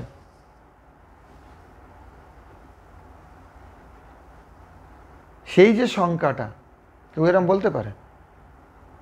যদি সংসারী বায়ু অমৃত হয়, উপচার মানে বলা হয়েছে একটু এ করার জন্য, তাকে প্রশংসা করার জন্য, তাই ঈশ্বরের ক্ষেত্রে সেরকম তুমি বলতে পারো প্রশংসা করার জন্য অমৃতত্ব বলা হয়েছে, অমৃত নয়। সেই জন্য এইটা বলছেন, এই রাম সংহিতা থেকে এইটা কোটেশন দিয়েছেন। অতিরোহিত বিজ্ঞানাৎ দেহনাশেপি তৎকার্য বিজ্ঞান অতিরহিত ভাব অভাব সাদৃশ্যাৎ ইত্যর্থ। দেহনাশ হয়ে গেলেও তৎকার্য বিজ্ঞান তিরভাব অভাবা সাদৃশ্যাৎ, অর্থাৎ এই যে সূক্ষ্ম শরীরটা যাচ্ছে তার কিন্তু বিজ্ঞানটা রয়েছে, তিরভাব অভাব হচ্ছে না, তিরভাবের অভাব হচ্ছে, তিরভাব হচ্ছে না। আরে আত্মা ভূত হচ্ছে, প্রেত হচ্ছে, আবার জন্মে যাচ্ছে, তো তার কি বিজ্ঞান? এই জন্মের সংস্কারগুলো সঙ্গে করে নিয়ে যাচ্ছে, সংস্কারগুলো তো সঙ্গে করে নিয়ে যাচ্ছে। অনেকে তো পূর্বজন্মের স্মৃতিটাও অনেকে কারো কারো থাকে, জাতি স্মার হয়। তো তাহলে এখানে কি বিজ্ঞানটা তিরোহিত হচ্ছে? এই জন্মের যে অনুভব সহিত জ্ঞান সেটা কি তিরোহিত হচ্ছে? হচ্ছে না। এবং সেইটা সাদৃশ্য আছে কার সঙ্গে? ভগবানের যেরকম জ্ঞান তিরোহিত হয় না, সেই প্রকারে ওই যে সংসারী বায়ু যেটা জীবকে নিয়ে উৎক্রান্ত হচ্ছে, এক শরীর থেকে আর এক শরীরে যাচ্ছে সূক্ষ্ম শরীরের সঙ্গে, সূক্ষ্ম শরীর রূপে, সপ্তদশাত্মক লিঙ্গ শরীর রূপে, তারও ওই বিজ্ঞান তিরভাব অভাব সাদৃশ্যাৎ, তিরভাবের অভাব সাদৃশ্য আছে। এরও তিরভাবের অভাব, ওরও তিরভাবের অভাব। অতিরহিত বিজ্ঞানাদিতি ভাব প্রধান নির্দেশ। অতিরহিত বিজ্ঞানের ভাব প্রধান নির্দেশ। কেন? এর পরের কথা বললেন, মুখ্যামৃত স্বয়ং রাম। মুখ্য অমৃত, প্রধান অমৃত কিন্তু দেহনাশাদি রহিত পরমাত্মা সনাতন ভগবান শ্রীরাম, তিনি হলেন মুখ্য অমৃত, তাকেই পেতে হবে। হ্যাঁ, তত্র যুক্তিদ্বয়ম, পরমাত্মা সনাতন ইতি তত্র যুক্তিদ্বয়ম। ওই রামচন্দ্র ভগবানের যে দুটো এখানে বিশেষণ লাগানো হলো, তিনি পরমাত্মা এবং সনাতন, এই দুটো যুক্তিতে মুখ্য অমৃত দেহ নাশ আদি রহিত। সনাতন মানে যার কোনো নাশ নেই, যার কোনো শুরু নেই, আদি অন্ত নেই। আর অমৃত বলা হলো তাকে কেন? পরমাত্মা বলা হচ্ছে, তাহলে পরমাত্মা সনাতন, ভগবান শ্রীরাম মুখ্যামৃত স্বয়ং রাম, তিনি অমৃত স্বরূপ। ব্যাস, আর ঝগড়াঝগড়ি কেউ করবে, তর্কাতর্কি করতে যাবে এখানে কেউ? এটা তো রাম সংহিতা থেকে প্রমাণ দিয়ে দিলেন। তথাপি এখানে যে অমৃতের কথা বলা হচ্ছে, পরমেশ্বরের কথা বলা হচ্ছে মুখ্য রূপে। অথবা প্রণব প্রতীকং প্রার্থয়াতে, পরের মন্ত্রটাতে 19 নম্বর যেটা, প্রণব প্রতীকং প্রার্থয়াতে ওম ইতি ওতত্বাদি গুণযুক্ত ক্রত মাং স্মর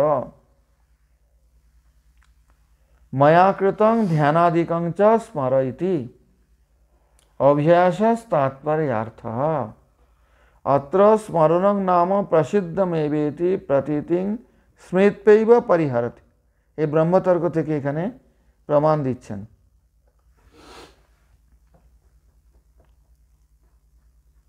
ভক্তানাম ইতি ভক্তকর্মকং যদ বিষ্ণুঃ স্মরণং তদ অনুগ্রহণ মুখত্বমেব। এখানে এই কথাগুলো বুঝতে তোমাদের একটু অসুবিধা হচ্ছে। এখানে স্মরণং নাম প্রসিদ্ধম এবেতি প্রতীতিং স্মৃত্যৈব পরিহরতি। প্রতীতি যেটা হয় প্রসিদ্ধ, সেটাকেই স্মরণ বলা হয়। প্রসিদ্ধ এটা একটা কিছু দেখেছি, সেইটা স্মরণ হচ্ছে। তো একটা কিছু দেখেছি, যখন খুব একাগ্র হয়ে চিন্তা করছি তখন সেইটাকে স্মরণ বলা হচ্ছে। যেন সেটাকে দেখছি, এরকম অনেক সময় মনে হয়। তাহলে হ্যাঁ হ্যাঁ, যেটা প্রতীতি হয়েছে যে কোনো ইন্দ্রিয়ের দ্বারা। কি হলো, ছটপট করছো কেন তুমি? যেটা প্রতীতি হয়েছে, স্মরণং নাম প্রসিদ্ধমেব ইতি প্রতীতিং স্মৃত্যৈব পরিহরতি, এই স্মৃতিশাস্ত্রের দ্বারাও এটাকে পরিহার করছেন মাধ্বাচার্য। কেন না, ভক্তকর্মকং যৎ বিষ্ণু স্মরণং তদনুগ্রহণ মুখত্বমেব। ওখানে কি হয়, ভক্তরা যারা, ভক্তের যারা যখন বিষ্ণু স্মরণ হয় তখন তার অনুগ্রহ মুখত্ব থাকে। ওই স্মরণের দ্বারা বিষ্ণুর অনুগ্রহ মুখত্ব, অর্থাৎ ওই স্মরণের দ্বারা বিষ্ণুর অনুগ্রহ পায় তারা।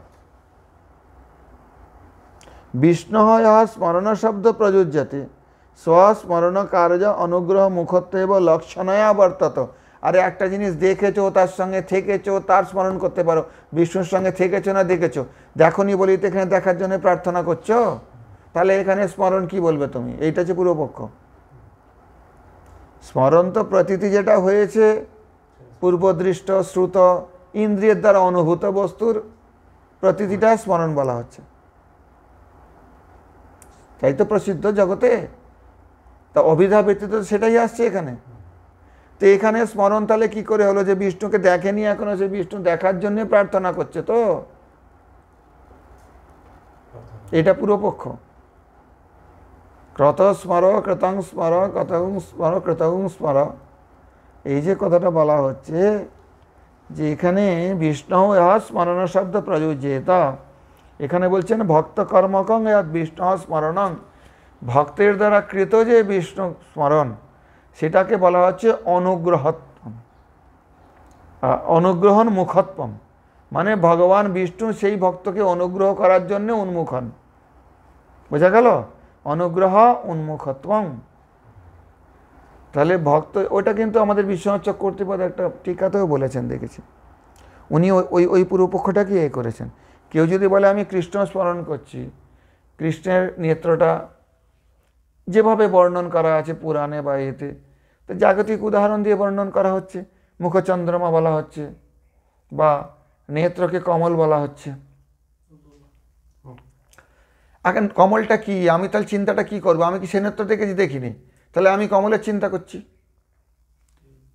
কমলটাকে আরোপিত করে ওই রকমই হবে ভগবানের নেত্রটা, কিন্তু কমল তো একটা জড়বস্তু, জড়বস্তু চিন্তন কেন আমার চিৎবস্তু প্রাপ্তি কি করে হতে পারে? জড়বস্তু চিন্তন করে ধ্যান, কথাটা শোনো ভালো করে এখানে, আরে কথাটা আরোপিত করে চিন্তন করা হচ্ছে, তো তা চিন্তনটা কার আসবে? কমলটার চিন্তন আসবে, যেটা আমার দৃষ্ট শ্রুত। চন্দ্র যেটা দৃষ্ট শ্রুত, সেই চন্দ্রের চিন্তন করছি তো আমি, সেটাকে আরোপিত করো, যাই করো, চিন্তনটা কার? তোমার প্রতীতিটা এখানে কি? স্মরণের যে প্রতীতি, এখনো তোমার প্রতীতি শব্দটা বুঝতে পারোনি। প্রতীতি মানে মনে করো আমি ঘুমোচ্ছি, হঠাৎ করে ঘুম ভেঙে গেছে, আমার গা থেকে একটা বিড়াল গায়ে ঘষে লাফ দিয়ে পালিয়েছে। এটা আমি দেখিও নি, শুনিও নি, বিড়ালটা কিছু বলেনি, কিন্তু একটা প্রতীতি হয়েছে যে একটা বিড়াল এসে বিছানায়, হ্যাঁ হ্যাঁ, তো এই প্রতীতিটা পরে ঘুম ভাঙার পরে, অনেক পরে দিনের বেলাতে আমার ওই স্মৃতিটা হচ্ছে, স্মরণ করছি আমি যে এরমভাবে গায়ে ঘষে গিয়েছিল। এটা হচ্ছে প্রতীতি। প্রতীতি এখানে বলছেন, তো এই কথাগুলো তোমরা এক একটা পয়েন্টগুলোকে ধরছো না ভালো করে। অত্র স্মরণং নাম প্রসিদ্ধম এবেতি প্রতীতিং, প্রসিদ্ধ অর্থে প্রতীতি, মানে ওটা আমার ত্বক ইন্দ্রিয়, তার দ্বারা প্রতীতি হয়েছে। অন্ধকারের মধ্যে আমি দেখিনি বিড়ালটাকে, হ্যাঁ, প্রতীতি মানে তো অনুভবী, প্রতীতি একটা অনুভব হয়েছে, একটা প্রতীতি হয়েছে। প্রতীতি ঠিক অনুভবের চাইতে একটু বেশি না, প্রতীতিটা অনুভবের চেয়ে একটু ভিন্নার্থক, এই জন্যে কি প্রতীতি হলো যেন ওটা মনে হচ্ছে এইরকম। উষ্ণ অনুভব, শীতল অনুভব, এটা একটা অনুভব না, আশঙ্কা নয়, প্রতীতি হওয়া। আর আরে সোজা কথা বলে দিচ্ছি, অত ঝামেলা কি, আশঙ্কা কেন? এই যে শুক্তিতে রজত প্রতীতি বলা হয়,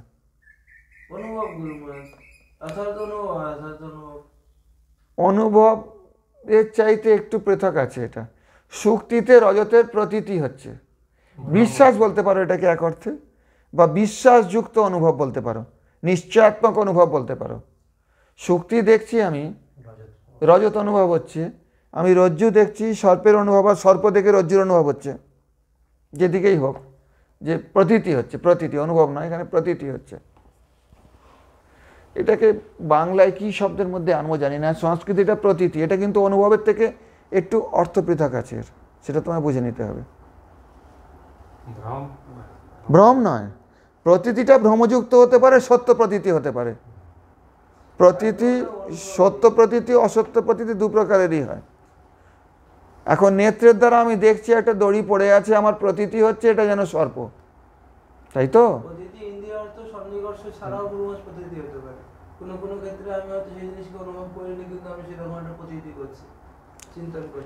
এখানে সেটা বলা হচ্ছে না, মোটেই হতে পারে না। সাধারণভাবে প্রসিদ্ধ কি, কথাটা শোনো ভালো করে।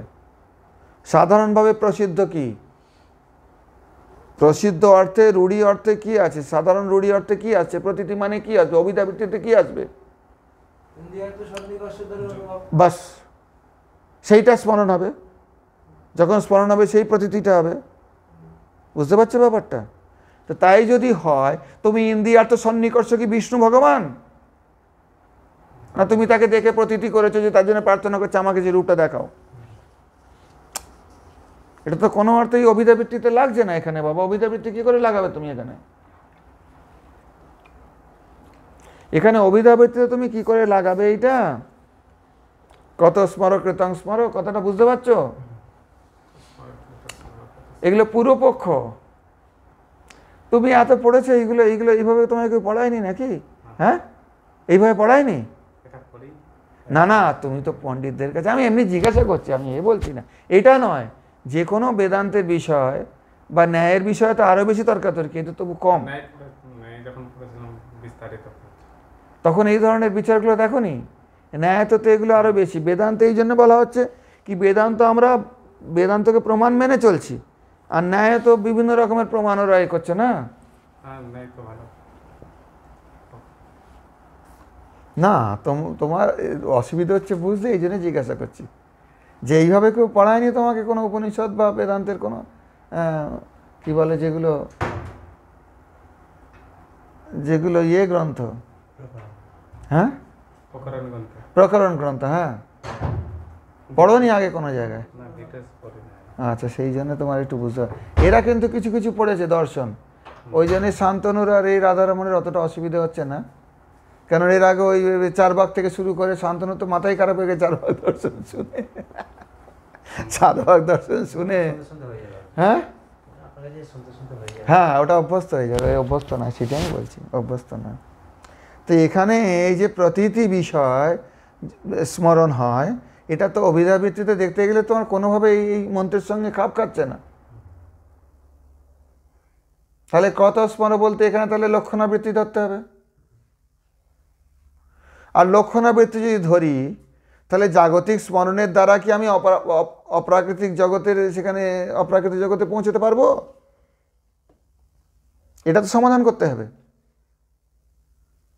মরার সময় কি স্মরণটা করবে সে? যেটা স্মরণ করবে তার পূর্ব প্রতীতিকে স্মরণ করবে। ওই যে ইন্দ্রিয় সন্নিকর্ষ কি বললি, আমার সব ভুলে যাই, এগুলো পড়েছি এককালে। ইন্দ্রিয়ার্থ সন্নিকর্ষ, হ্যাঁ, তো সেইটাকে স্মরণ করবে কি? ভগবান কি ইন্দ্রিয়ার্থ সন্নিকর্ষ? নয়, মোটেই নয়, মোটেই নয়। তো তাহলে ইন্দ্রিয়ার্থ সন্নিকর্ষ প্রতীতি এখানে কি করে হতে পারে স্মরণ? অথচ স্মরণ করতে বলা হচ্ছে। আর যদি ইন্দ্রিয়ার্থ প্রতীতি হতো, তাহলে আগে স্মরণে যদি হতো, ইন্দ্রিয়ার্থ যদি হয়েই থাকে আগে, তাহলে আর দর্শনের জন্য এত করছে কেন, প্রার্থনা করছে কেন? হিরণময়েণ পাত্রেণ সত্যস্য অপিহিত মুখং তত্ত্বে পুষণ অপাবেণ সত্য ধর্মায় দৃষ্টি, তাহলে এইসব কথাগুলোর যুক্তি থাকছে না। সেই জন্য এখানে অভিধাবৃত্তি না করে কি করতে হবে? লক্ষণাবৃত্তি করতে হবে। জয়তীর্থ স্বামী বলছেন লক্ষণাবৃত্তি করতে গেলে এবার কোথা দিয়ে লক্ষণাটা আনবে? ওইখানে বলছেন এই যে মধ্বাচার্য রাম সংহিতা থেকে, ওই জন্য এই কথাটা বলেছেন, অতিরহিত বিজ্ঞানাৎ। এই পরের কথা, সরি ওটা নয়, এই ব্রহ্মতর্ক থেকে এটা দিয়েছেন। ভক্তানাং স্মরণর বিষ্ণুর নিত্য জ্ঞপ্তি স্বরূপতঃ। বুঝতে পেরেছি এবার? ভক্ত কর্মকং যদ বিষ্ণু স্মরণং তদ অনুগ্রহ উন্মুখত্বমেব। ভক্তের যারা যে বিষ্ণু স্মরণ, ভালো করে বোঝো, ওই স্মরণটা বিষ্ণুর অনুগ্রহ উন্মুখত্ব। অর্থাৎ ওইটা বিশ্বনাথ চক্রবর্তীপাদ ওনার টিকাতেও দিয়েছেন, ওই জন্য আমি প্রসঙ্গটা দিলাম, আমার মনে আছে। ওটা নিয়ে বিতর্ক হয়েছিল। একজন মহারাজ, আমি নাম বলবো না, আমার চেয়ে সিনিয়র এবং তিনিও বিদ্বান, আমার চেয়ে বিদ্বান বেশি, সিনিয়র। তিনি বলছিলেন এই যে কৃষ্ণ স্মরণ ফরণ এইগুলো যে করে, মানে কোনো কোনো নাম বলবো না, মানে গৌড়ীয়র মধ্যেই কেউ কেউ আছে তো লীলা স্মরণ আদি এসব করে অনর্থযুক্ত অবস্থাতেই, তাই তো দর্শন নেই, তারা স্মরণ করে কি, ওই মহারাজ বলছিলেন যে ওই ভূত হয়ে ওই দেখতে থাকবে যে আমি এই কৃষ্ণ লীলা ঢুকেছি। কেননা যেটা স্মরণ করছে সে একটা প্রাকৃত নারী বলে নিজেকে দেখছে। যদি কেউ নিজেকে মঞ্জরি হিসেবে দেখে যে আমি এই কৃষ্ণ লীলাটা, তার প্রতিটিটা কি ইন্দ্রিয়ার্থ সন্নিকর্ষে, এখনই তো বললি এই কথাটা, তো ইন্দ্রিয়ার্থ সন্নিকর্ষে নারী একটা 11-12 বছরের মেয়ে সে কল্পনা করে নিল এইরকম ব্যাপার, আমার স্বরূপটা, কৃষ্ণের স্বরূপটা ওই ধরনের কল্পনা করলে শাস্ত্র থেকে দেখে, কিন্তু সেগুলো ইন্দ্রিয়ার্থ প্রতিটি সেই সন্নিকর্ষেই তো চিন্তা করতে পারবে, তার বাইরে সে স্মরণ করতে পারবে না। আরোপিত করে স্মরণ করবে। কমল নয়ন বলে কমলের মতো একটা সাধারণ চক্ষু হচ্ছে একটা বিশেষ চক্ষু, এগুলি তো করবে। তো ওই মহারাজের বক্তব্য ছিল এগুলো খবরদার করতে নেই, কেন এগুলো করলে তাহলে ওই মরে গিয়ে ওই ভূত হয়ে ওই ওই ওই ওই ওর মধ্যে আবিষ্ট হয়ে থাকবে, ভগবানের কাছে পৌঁছতে পারবে না। কিছুটা আর একজন মহারাজ, তিনিও আমার চেয়ে সিনিয়র, দুজনেই অপ্রকট হয়ে গেছেন, এরা দুজনে কেউ আর নেই এখন বর্তমানে। তিনি বললেন ওনার এই সমস্ত কথা, হ্যাঁ উনি এই সমস্ত ভক্ত হয়ে এইসব কথা কি করে বলেন, ভগবানের স্মরণ করে কেউ ভূত কেন হবে? কতটা যুক্তি যাচ্ছে। নহি কল্যাণকৃত কশ্চিৎ দুর্গতিং তাত গচ্ছতি। হ্যাঁ, এইখানে এই কথাটা কি বলছি এখানে বুঝতে পারছো না? মুখ্য অর্থে অভিধাবৃত্তিতে স্মরণ হচ্ছে না, এই যে জয়তীর্থ স্বামীর কথাটা, ওই জন্য এই পয়েন্টটা আনলাম এখানে। অভিধাবৃত্তিতে স্মরণ হচ্ছে না, তাহলে কি হচ্ছে? ভক্ত কর্তৃকং, এই কথাটা ভালো করে বোঝো, ভক্ত কর্মকং যদ বিষ্ণু স্মরণং তদ অনুগ্রহ উন্মুখত্বমেব। অর্থাৎ ভক্ত কি হলো, চলে গেছে, ভক্ত যতখানি বিষ্ণু স্মরণ করছে ভক্তিভাবে, আর ওইটা উন্মুখত্বম হচ্ছে, ভগবানের অনুগ্রহ তার প্রতি ততখানি আসছে। ওইটা বিশ্বনাথ চক্রবর্তী বলেছেন যে ভগবান তো হৃদয়ে বসে আছেন, তিনি তো সর্বত্র আছেন, তিনি তো দেখছেন এই আমার চিন্তন করার চেষ্টা করছে কিন্তু করতে পারছে না। কেন? ইন্দ্রিয়ার্থ সন্নিকর্ষ, ওই যে কথাটা বললে তুমি ন্যায়ের, ওইটা ওই পয়েন্টটা আছে যে সে আমার নয়নের চিন্তা করার চেষ্টা করছে, কমল নয়ন কীরকম, কিন্তু সে আমার নয়ন কোনোদিন দেখেনি প্রত্যক্ষে। সে যেটা দেখেছে সেটা একটা প্রাকৃত বস্তু, একটা ফুল, কাল্পনিক নয়, সেইটাকে আরোপিত করে নয়নের মধ্যে করে একটা সে চিন্তা করার চেষ্টা করছে। তো ভগবান যখন দেখছেন তখন তার অনুগ্রহ হচ্ছে ওই ভক্তটার প্রতি, ওই ধ্যানের দ্বারা। ভগবত দর্শন হচ্ছে না, তার প্রাকৃত চিন্তনই হচ্ছে, কিছুটা প্রাকৃত মিশ্র চিন্তন বলতে পারো বা আরোপিত চিন্তন বলতে পারো। কথাটা বুঝতে পারছো? কিন্তু ভগবানের অনুগ্রহটা তো উন্মুখ হচ্ছে তার প্রতি, ভগবানের অনুগ্রহ উন্মুখত্ব, এইখানে এই পয়েন্টটা বিশ্বনাথ চক্রবর্তী বলেছেন। ইনি বহু পূর্বাচার্য, জয়তীর্থ স্বামী অনেক আগেকার, বিশ্বনাথ চক্রবর্তী অনেক পরবর্তীকালের। কিন্তু আমি তোমাদের দেখছি কেন আমরা মাধব গৌড়ীয়, এই পয়েন্টগুলো এইগুলো দেখবে, নাহলে এই কতগুলো মূর্খ আছে বলে আমরা মাধব নয়, মাধবের সিদ্ধান্ত আলাদা, আমাদের কোথায়? এতে তো এক সিদ্ধান্ত আসছে এখানে। বিশ্বনাথ চক্রবর্তী রসিক, মাধবাচার্য ছিলেন ওই ভীমের অবতার, অতএব তার ওই বৃন্দাবনের রসিক, ঠিক আছে, তিনি বৃন্দাবনের পরিকর নন, তিনি দ্বারকার পরিকর নিত্যস্বরূপে। তাতে কি এলো গেল? সিদ্ধান্ত তো দেখো না একই আসছে তো। অনুগ্রহ উন্মুখত্বম ভক্ত কর্মকং যদ বিষ্ণু স্মরণং তদ অনুগ্রহ উন্মুখত্বমেব। নিশ্চিত রূপে ওইটা ভগবানের অনুগ্রহের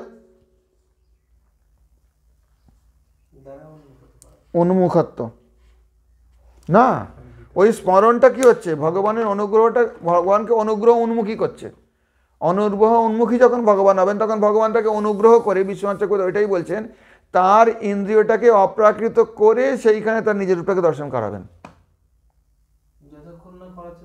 না, ততক্ষণ পর্যন্ত ওই ভক্ত কর্তৃকং স্মরণং যদ বিষ্ণু স্মরণং হচ্ছে অনুগ্রহ উন্মুখত্তম বেব, বাস। কিন্তু তাতে কি সে ভূত হবে? তাতে কি সে ভূত হবে স্মরণ করে? কথাটা বুঝতে পারছো না? একটা লোক মরার সময়, আমি কথা বলছি, ভূত কারা হয় সাধারণত, যেটা মানে বলা হয়ে থাকে এবং অন্যান্য জায়গায় আছে বিনস্মৃতি শাস্ত্রে, যখন খুব বেশি আসক্তি থাকে কোনো বস্তুতে, আসক্তি থাকলে মরার সময় সেটাকে হয় কি, যে লোকটা সাধারণত অনেকদিন ভুগে ভুগে জীবনের প্রতি হতাশ হয়ে মৃত্যু কামনা করছে, মরে গেল, ওখানে চট করে ভূত হবে না, পুনর্জন্মে যাবে। কেননা তার বাঁচার ইচ্ছাই নেই, ভুগেছে অনেক দিন, বুড়ো হয়ে গেছে, হয়তো নাতি নাতনি হয়ে গেছে, তার এতটা আসক্তি আর নেই শরীর, কারণ শরীরও অসমর্থ হয়ে গেছে। হঠাৎ করে যদি মরে যায়, বেশিরভাগই অ্যাক্সিডেন্টে অমুক তমুক এইসব অপঘাত মৃত্যু টেত্যুগুলো বেশি হয়। কেন না? তার ওই স্মরণটা তো ভয়ঙ্কর আছে না, এদিকের আকর্ষণটা আছে, আর যেটা আকর্ষণ থাকে সেটাই স্মরণ করতে করতে মরবে এবং মরার পরে এগুলো স্মরণ করবে, প্রেত হয়ে ঘুরে বেড়াবে। তা কৃষ্ণ স্মরণ করে কেউ কি প্রেত হবে? কেন হবে না? কৃষ্ণের এই যে কৃপা অনুগ্রহ উন্মুখত্ব হচ্ছে, যত স্মরণ তুমি করছো, কথাটা বোঝো ভালো করে, তুমি যত স্মরণ করছো, যে স্মরণটা তোমার হচ্ছে ওটা অপ্রাকৃত বস্তু তুমি দেখোনি, অতএব ইন্দ্রিয়ার্থ সন্নিকর্ষ ওইসবগুলো ওইটাই হচ্ছে, কিন্তু ওই তত অনুগ্রহ তোমার প্রতি আসছে কৃষ্ণের। ভক্ত কর্তৃক, হ্যাঁ, অভক্তের ওইটাই তো, অভক্ত তো ওইসব স্মরণ করবে, আর করে সে আবার ওই অন্তে যা গতি, যা মতি সা গতি, আবার কোথাও জন্ম নেই, অথবা যদি অতিরিক্ত আসক্ত হয়, ওই ভূত হয়ে এখানে ঘুরতে থাকবে, বাস, প্রেত হয়ে ঘুরতে থাকবে।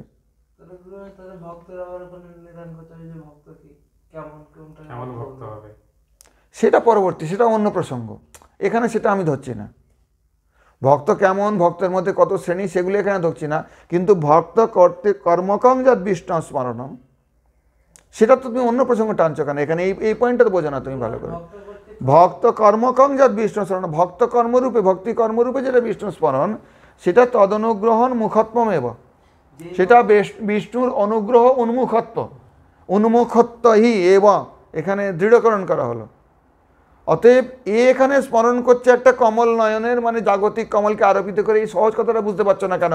ওখান থেকে ভগবান তার প্রতি আরো অনুগ্রহ করার জন্য আরো চেষ্টা করছে যে অনুগ্রহ করি, একে আমার রূপটা দেখাই, এই তো সিম্পল কথা। যিনি বললেন যে ওই সখী মঞ্জুরি চিন্তা করলে তুমি ভূত হয়ে ঘুরবে, ওটা অপসিদ্ধান্ত এসে গেল, ওটা তো হয় না, ওটা তো হয় না। কৃষ্ণের চিন্তা করে কল্যাণে কৃষ্ণের দুর্গতি পাবে কেন? সেইটাই আমি বলছি। আর একজন মহারাজ, আমি নাম করবো না কারো, দুজনেই অপরকট হয়ে গেছেন, তিনি বললেন ওনার এই সমস্ত বিচার, ও সামনে বলেনি, পরে আমায় বলুন এগুলো কী করে বলেন? হ্যাঁ, ভক্ত লোক এরকম কী করে বলতে পারে ভগবান স্মরণ করে কেউ? কিন্তু উনি এই পয়েন্টটা আমায় দেখাননি। আমি বিশ্বনাথ চক্রবর্তীর টিকায় ওটা দেখেছি ভাগবতের, বুঝতে পারছো ব্যাপারটা? আর এইখানে জয়াতীর্থ স্বামীর টিকাতেও মধ্বের যে ভাষ্য, তার ব্যাখ্যা নেই, জয়াতীর্থ টিকায় ওই একই কথা আছে। এগুলো খুব ইম্পর্টেন্ট পয়েন্ট, কারণ এগুলো না বুঝলে অনেকে মূর্খের মতো তর্কাতর্কি করে, এ করে, ভজন চিন্তা করে, তার জাগতিক কিছু অসুবিধা হবে না। হ্যাঁ, যদি কৃত্রিমভাবে লীলা স্মরণ করে, হ্যাঁ, জাগতিক ভূত সে হবে না। ভগবত স্মরণের দ্বারা, হ্যাঁ, লীলা স্মরণের এখানে ঠিক বলছেন না, স্মরণম যদ বিষ্ণু স্মরণম, হ্যাঁ, বিষ্ণু স্মরণ। এখন ওখানে সেক্ষেত্রে আমাদের যে উপাসনা পদ্ধতি অনুযায়ী, এখন কেউ যদি মনে করে কৃষ্ণ এখন গোচারণ করতে যাচ্ছে, তো কোন কৃষ্ণকে যে স্মরণ করছে? প্রতীতি, যেটা ওই যে কি ইন্দ্রিয় সন্নিকর্ষ মাত্র, তো ওই প্রতীতিতে তো স্মরণ করবে না, তার উপরে কিছুটা রং টং চড়িয়ে কিছুটা কল্পনা করে করতে পারে। কিন্তু এতে কি হচ্ছে, এই স্মরণটা অ্যাকচুয়ালি স্মরণ হচ্ছে না কৃষ্ণের, কিন্তু কি হচ্ছে, তদ অনুগ্রহ উন্মুখত্ব হচ্ছে। বোঝা গেল এবার পরিষ্কার ব্যাপারটা? আর তো কোনো সংশয় নেই এখানে। কেউ বললে ভগবানের কৃপা উন্মুখ হচ্ছে, ভগবান তার প্রতি আরো কৃপা উন্মুখ হচ্ছে, যত স্মরণ করছে ভগবান তত কৃপা উন্মুখ হচ্ছেন, সান্মুখ নয়। বিষ্ণু আবার বলে স্মরণ হচ্ছে না, উন্মুখত্ব হচ্ছে, ভগবানের কৃপা উন্মুখত্ব। বিষ্ণু স্মরণ শব্দ প্রযোজ্যতে, দেখো এই কথাটা বোঝো ভালো করে। বিষ্ণু এখানে অধিকরণের সপ্তমী প্রয়োগ করা হয়েছে।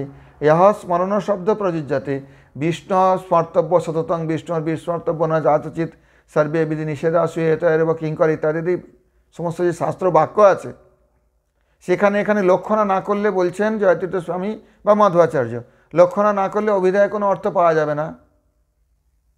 সর্তব্য সততং বিষ্ণুর বিস্মর্তব্য না জাতচিত, বিষ্ণু ইহ স্মরণ শব্দ প্রযোজ্যতে, ভগবান বিষ্ণুর উপরে যে স্মরণ শব্দটা প্রযুক্ত হয়, স্মরণ কার্য অনুগ্রহণ মুখত্ব এবং লক্ষণায়া বর্তত ইতি যাবৎ, সেই স্মরণ কার্যটা অনুগ্রহ উন্মুখত্ব এই লক্ষণাতেই থাকিবে, অবিদ্যাবৃত্তিতে হবে না। নৈব অন্য সংস্কার কারণকং জ্ঞানম ইত্যর্থ। নৈব অন্যত মানে অন্য কোনো কিছু থেকে সংস্কার কারণকং জ্ঞানম হবে না সেখানে স্মরণ। সংস্কার কারণকং জ্ঞানম অর্থাৎ কেউ যদি সংস্কৃত হয়, সংস্কৃত কাকে বুঝতে পারছো? সংস্কার হয়েছে, উপনয়ন সংস্কার হয়েছে, বেদ পাঠ করেছে, যেভাবেই হোক, সেই সমস্ত সংস্কার কারণ কিন্তু স্মরণ হতে পারে না। সেই সমস্ত সংস্কার কারণগুলো স্মরণের কারণ হতে পারে না। এবং সেই সংস্কার কারণকং যে জ্ঞান, সেই সংস্কার কারণ রূপ যে জ্ঞান, সংস্কার কারণ থেকে যে জ্ঞানটা উৎপত্তি হয়েছে, সেটাও বিষ্ণু স্মরণ হতে পারে না। হতে পারবে কি? বাস। ন কেবলং ভক্ত বিষয়, এবার তুমি বলছো ভক্তের ক্ষেত্রে, তাহলে অন্যদের ক্ষেত্রে কি? ন কেবলং ভক্ত বিষয় এবং কিন্তু সর্বত্র অপি ইত্যুক্তম ক্বচিৎ ইতি। অনুগ্রহণ মুখত্বং তু, এই যে কথাটা ভক্তানাং স্মরণর বিষ্ণুর নিত্য জ্ঞপ্তি স্বরূপত, অনুগ্রহণ মুখত্বং তু নৈবান্যত ক্বচিৎ দৃশ্যতে। হ্যাঁ, এই বাণীটাতে বলছি, এতক্ষণ ধরে তো এটারই ব্যাখ্যা করছে। নিত্য জ্ঞপ্তি বুঝতে পারছো না? মানে ভক্ত যে স্মরণ করছে, মনে করো তাকে নিত্য ভগবানের কাছে বিজ্ঞপ্তি জানাচ্ছে, হে প্রভু দর্শন দাও, হে প্রভু দর্শন দাও, হে প্রভু দর্শন দাও। স্মরণও করছে সেই রূপটার, যে রূপটা তার কল্পিত বলতে পারো বা তার ইন্দ্রিয়ার্থ সন্নিকর্ষ প্রতীতি বলতে পারো। তো অভিধাবৃত্তিতে দেখতে গেলে এই শব্দের স্মরণ বলা যাবে না। নিত্য জ্ঞাপ্তি স্বরূপত, ভগবানের কাছে প্রার্থনা করা হচ্ছে, হরে কৃষ্ণ হরে কৃষ্ণ কৃষ্ণ।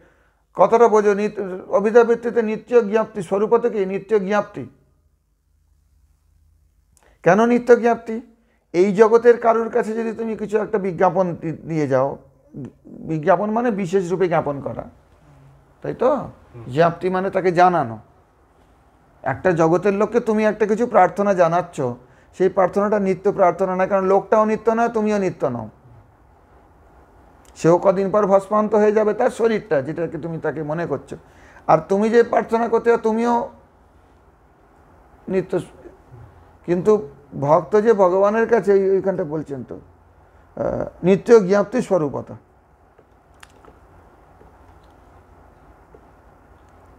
নিত্য জ্ঞাপ্তি স্বরূপত বিষ্ণুর নিত্য জ্ঞাপ্তি স্বরূপত অনুগ্রহণ মুখত্বং তু নৈবান্যত ক্বচিৎ দৃশ্যতে। স্মরণং অনুভব না আসে, ভালো করে বোঝো, ভালো করে এই কথাটা, এরপরে কথাটা বলছেন যে খুব ইম্পর্টেন্ট। স্মরণং অনুভব না আসে তজ্জন্য সংস্কার সহকৃতেন মনসা জায়াতে। অনুভব নাশ হয়ে গেছে, কিন্তু সংস্কারটা রয়ে গেছে। বেড়ালটা আমাকে ছুঁয়ে চলে গেছে রাত্রিবেলা, কিন্তু আমার সেই অনুভবটা, যে সংস্কার, সেইটা আমার মধ্যে রয়ে গেছে, ইমপ্রেশনটা। সহকৃতেন মনসা জায়াতে, সেটা মনে উৎপন্ন হয় যে বিড়ালটা আমাকে এরকম গা ঘষে চলে গেছে, আমার ঘুমিয়ে গেছে রাত্রিবেলা। বুঝতে পারছো না? তাহলে স্মরণটা কি হয়? অনুভব না আসে, স্মরণ হি অনুভব না আসে। এখানে হিটা ওর সঙ্গে হয়ে ইকো জনছি ইয়া হয়ে গেছে, হি অনুভব না আসে। স্মরণ নিশ্চিত রূপে। অনুভব নাশ হয়ে গেলে, যখন অনুভব হচ্ছে সেটা স্মরণ নয়, অনুভব নাশ হওয়ার পরে যখন তার জন্য যে সংস্কারটা রয়ে গেছে, অনুভব থেকে যে সংস্কারটা আমি পেয়েছি, রসগোল্লাটা খেয়েছি, রসগোল্লার মিষ্টত্বটা অনুভব করেছি, কিন্তু যখন রসগোল্লাটার মুখে নেই, কয়েক ঘন্টা পরে অনুভবটা নাশ হয়ে গেছে। অনুভবটা আছে কি? কিন্তু তখন কি আছে? সেই রসগোল্লা খাওয়ার জন্যে, সেই অনুভবের জন্যে যে সংস্কারটা, তার জন্য সংস্কার সহকৃতেন, সেই সংস্কারের সঙ্গে আমার মনে যেটা জাগ্রত হচ্ছে রসগোল্লার সেই স্বাদটা, হ্যাঁ হ্যাঁ হ্যাঁ, সংস্কার সঙ্গে যে রসগোল্লার জ্ঞানটা মনে জাত হচ্ছে, সেইটাকে বলা হচ্ছে স্মরণ। রসগোল্লার স্মরণ হচ্ছে। হ্যাঁ, তজ্জন্য, অনুভব জন্য, অনুভব না আসে তজ্জন্য সংস্কার সহকৃতেন মনসা জায়াতে স্মরণং। বাস, বোঝা গেল? ঈশ্বরশ্চ নিত্য জ্ঞান স্বরূপ, আর ভগবান ঈশ্বর নিত্য জ্ঞান স্বরূপ। ইতি তস্য স্মরণ অসম্ভবাৎ লক্ষণাশ্রয়ণম ইতি ভাব। নিত্য জ্ঞানস্বরূপ ঈশ্বরের স্মরণ অসম্ভব, সেই জন্য এখানে লক্ষণ আশ্রয় করা হচ্ছে, লক্ষণার আশ্রয় করা হচ্ছে। ক্বচিৎ ঈশতে নৈবান্যত নৈব অন্যত ক্বচিৎ ঈশতে, মানে ভক্ত বিষয় ছাড়া অন্যত ক্বচিৎ ঈশতে। বোঝা গেল না? ওই তুমি বলছিলে কেবল ভক্তের ক্ষেত্রেই বিষ্ণু স্মরণ হচ্ছে, অন্যান্য ক্ষেত্রে যে স্মরণগুলো সেগুলো এখানে এ করা যাবে না, নৈবান্যত। কারণ সেখানে অনুগ্রহণ মুখত্বম নেই। এখনো বুঝতে পারোনি তুমি ব্যাপারটা, উদাহরণ দিতে হবে। আরে মনে করো কোনো একটা ধনী লোক আমাকে 10,000 টাকা ডোনেশন দিয়েছে, কথায় বলছি, ঠিক আছে? তার কাছে আমি গিয়েছি, আমাদের মঠের উৎসব, কিছু একটা সেবা করুন, সে 10,000 টাকা আমার ডোনেশন দিয়েছে। একটা অনুভব হয়েছে যে না, লোকটা আমার প্রতি একটু আনুকূল্য করেছে উৎসবে। এইবার ধরো 6 মাস পরে আমি চিন্তা করছি একটা উৎসব আসছে, পূর্ব অনুভবটা আর নেই, অনুভব নাশ হয়ে গেছে, কিন্তু তখন সংস্কারটা রয়ে গেছে মনে। কি সংস্কারটা রয়ে গেছে? কি ওই লোকটা দান দেয়। উদাহরণটা জাগতিক উদাহরণ, কিন্তু বললে বুঝতে পারবে। ওই লোকটা দান দেয়, এই সংস্কারটা আমার মনে বসে গেছে তো, হ্যাঁ? কিন্তু সেই ব্যক্তিটা কিন্তু নিত্য জ্ঞান স্বরূপ নয়। এবার আমি এখানে বসে যে চিন্তা করি যে ওই লোকটা আমাকে উৎসবের সময় ডোনেশন দিয়েছিল 10,000 টাকা, অতএব এবারেও যদি প্রার্থনা করি, সে কি শুধু প্রার্থনা মাত্র আমার 10,000 টাকা ডোনেশন এখানে সে দিয়ে যাবে? এখানে বসে চিন্তন করলে, স্মরণ করলে কেন দিতে পারবে না? কি সে তো একটা জাগতিক মনুষ্য। ঈশ্বরস্য নিত্য জ্ঞান স্বরূপ, কিন্তু তার নিত্য জ্ঞান স্বরূপ তো নয়। অন্তত থাকলেও আত্মার যে স্বরূপ সেটা এখনো পায়নি। সেটা সাধারণ, সে তো বুঝতে পারছে না আমি চাইছি। অতএব তার মধ্যে অনুগ্রহণ মুখত্ব হবে না, আমার প্রতি স্মরণ করলে হবে না।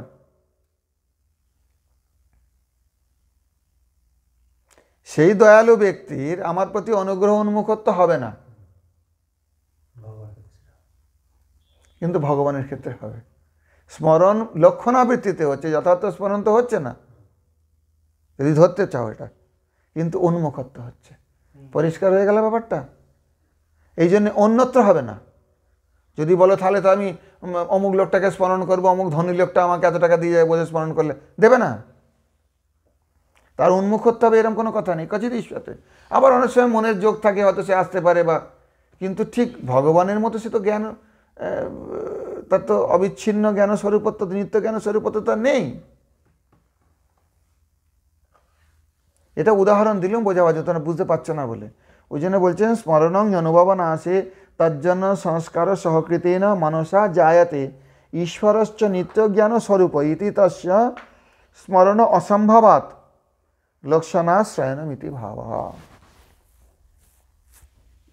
তাহলে সমাধান হয়ে গেল। 2 মহারাজ কি বলেছিলেন, তার মধ্যে কার কথাটা যুক্তিযুক্ত? পরের যিনি মহারাজ, তিনি পূর্বের মহারাজের থেকে জুনিয়র, আমার চেয়ে সিনিয়র। তিনি বলেছিলেন, এটা একটা কী করে বলছেন উনি একটা এরম ভক্ত হয়ে এই কথাগুলো কী করে বলেন যে ভগবানের চিন্তন করে কেউ ভূত হয়ে থাকবে ওই আবেশে মরে গিয়ে। হ্যাঁ, আমি পরে ওটা দেখেছি, উনি বললেন যে অনুগ্রহণ মুখত্ব, ওটা আমি বিশ্বনাথ চক্রবর্তীর টিকায় পরে খুঁজতে খুঁজতে দেখলাম এক কথাটা আছে যে ভগবান তো তাকে দেখছেন না যে এটার প্রতি অনুগ্রহ করতে হবে, এত চেষ্টা করছে আমার দর্শনের জন্য, কিন্তু অন্যের ক্ষেত্রে হবে না এটা। ওই যে নৈবান্যত ক্বচিদির সাথে অন্য কোনো জায়গা থেকে এইটা পাওয়া যাবে না, অনুগ্রহণ মুখত্ব পাওয়া যাবে না। একটা ধনী লোককে স্মরণ করলে তার অনুগ্রহণ মুখত্ব পাওয়া যাবে না, টাকা আসবে না, কিন্তু ভগবানকে স্মরণ করলে ভগবানকে পাওয়া যাবে, বাস।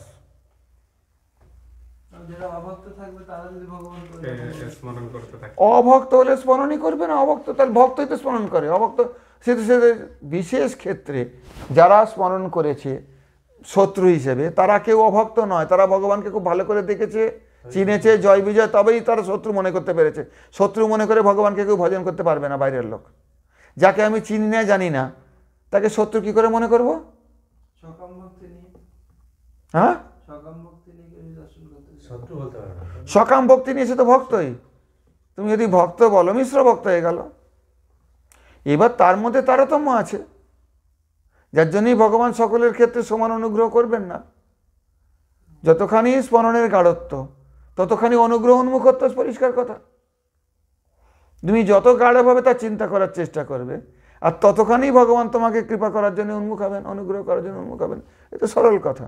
এবার সকাম হোক নিষ্কাম হোক, ওই তো কৃষ্ণ বলে আমায় মাগে কি, আমায় ভজে মাগে বিষয় সুখ, অমৃত ছাড়ি বিষ মাগি, অমৃত কথাটা এখানে আছে, অমৃত। এত বড় মূর্খ আমি, বিজ্ঞ, এই মূর্খের বিষয় কেন দিব, সচরণ অমৃত দেওয়া বিষয় ভুলাইব। সেক্ষেত্রে ভগবান দর্শন দেন না, কিন্তু সেও তো ভক্ত, দরজায় এসছে, তারা ভক্তির মধ্যে প্রবেশ হয়নি হয়তো। সকাম ভক্ত যেটা এখানে ভক্ত বলা হচ্ছে না, ভক্ত কর্মকং যাদ বিষ্ণু স্মরণম। এবার তারতম্য আছে, তাদের ভগবান সম্পদ দিয়েও থাকেন। কেউ যদি সকাম নিয়ে ভাব নিয়ে ভক্তি করে সেও তো কামনার বস্তু পায়, তো পায় নাকি? কিন্তু ওটার মধ্যে অবশ্যই তারতম্য আছে। ভক্তরা সবাই কি একরকম? সকলের ওই যে বিষ্ণু স্মরণের ব্যাকুলতা কি একরকমের? ভগবত দর্শনের ব্যাকুলতা কি একরকমের? পার্থক্য আছে না, ওদের ভক্ত বলাই যাবে না। মায়াবতী মোটেই ভক্ত নয়, বিষ্ণু স্মরণ করতে চাইছে না। সে যেটা চাইছে সেটা অন্য, তার কাছে বিষ্ণুই অনিত্য, তার রূপটাই কল্পিত, সে কি স্মরণ করবে? সে নিজের মুক্তির জন্যে একটা এ করছে যে আমি যেন এই মায়া থেকে হয়ে আমি ব্রহ্মটা অনুভব করি। ওটা একদমই আলাদা কথা, তুমি এর সঙ্গে জুড়তে পারো না, এ প্রসঙ্গের কথা নয় ওটা। এখানে পরিষ্কার কথা হচ্ছে ভক্ত কর্মকং যদ বিষ্ণু স্মরণং তদ অনুগ্রহ মুখত্বমেব। এর আগের পয়েন্টটা আমি মার্ক করে রেখেছিলাম, এটা করে রাখিনি, এটা করে দিচ্ছি।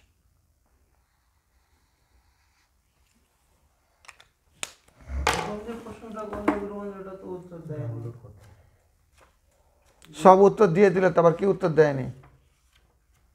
কোনটা তুমি শুনছো না ভালো করে, সেই জন্য কি উত্তর হয়নি প্রথম একটার সংখ্যাটা? শান্তনু তাহলে সংখ্যাটা ছিল যে দেহনাশের, মানে এখানটা যে বললাম না যে অমৃত যদি, ওটা যদি অমৃত প্রাপ্তি যদি আমাদের উদ্দেশ্য হয়, দেহনাশের কি প্রয়োজন? পঞ্চতত্ত্ব যে ভস্মান্তম শরীরম, যে ওইটার ব্যাখ্যা ভস্মান্তম শরীরম, তার আগে আছে বায়ু নীলম অমৃতম, ওইটাকে নিয়ে করলেন না তো, ভস্মান্তম শরীরম, ওটাকে উনি মানলেন না তো। মানলেন না, ঠিক আছে, তো উনি কেন বলতে ওটা কেন বলা আছে?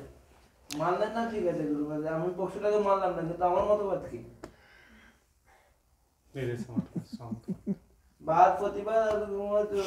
বলছি তো, এখানে বলে দিয়েছেন, তুমি শোনোনি মনে করে, ওই জন্য মন দিয়ে শোনোনি বলে এই সমস্যাটা হচ্ছে। ওখানে বলছেন শরীর তো ভস্মান্ত হবে কেচিৎ ব্যাচক সাথে, তদ অসৎ। তিনি ওটা অসৎ ব্যাখ্যা বললেন। কেউ কেউ বলে ওটা মেনে নেওয়া যাবে না, কেননা যেটা অবশ্যম্ভাবী তার জন্য আর প্রার্থনা করতে যাবে কিসের জন্য? আর যেটা ভালো জিনিস পাচ্ছে, অমৃতত্ব পাচ্ছে, এটা নিয়ে মাথায় ঘামাবে কেন? সে শরীর কোথায় গেল, কি হলো না হলো, এই কথাটা বলছেন এখানে। সেই জন্যে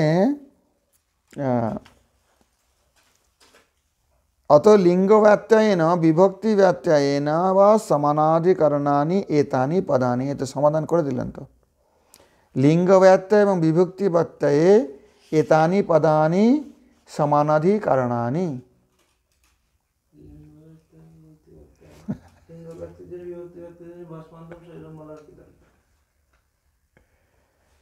লিঙ্গ ব্যত্যয় হলো না,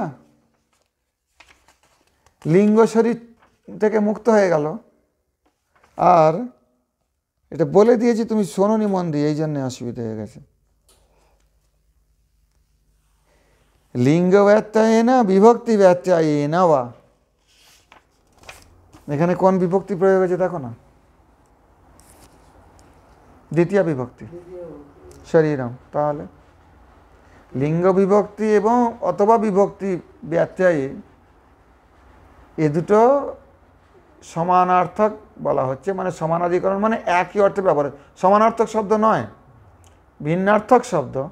সমানাধিক একই এতে যখন ব্যবহার হয় একই অর্থে, তখন তাকে সমানাধিকরণ বলা হয়। জানো এটা? অর্থগুলো ভিন্ন, শব্দগুলো আলাদা। তো সেই জন্য এখানে অথ ইদং ভস্মান্তং শরীরম বলতে গেলে এখানে ওই লিঙ্গ শরীর থেকে মুক্ত হওয়া এবং স্থূল শরীর থেকে মুক্ত, এই দুটো ধরা হচ্ছে ওখানে সমানাধিকরণ। লিঙ্গ শরীর স্থূল শরীরকে এখানে সমানাধিকরণ ধরতে হবে। সমানাধিকরণানি এতানি পদানি, এই তো হয়ে গেল সমাধান। সমাধান নেই।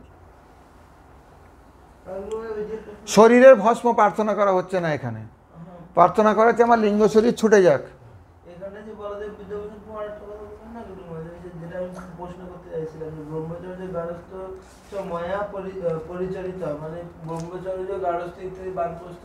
ওটা বলদেব বিদ্যাভূষণ বলছেন, ইনি সেটা বলছেন না।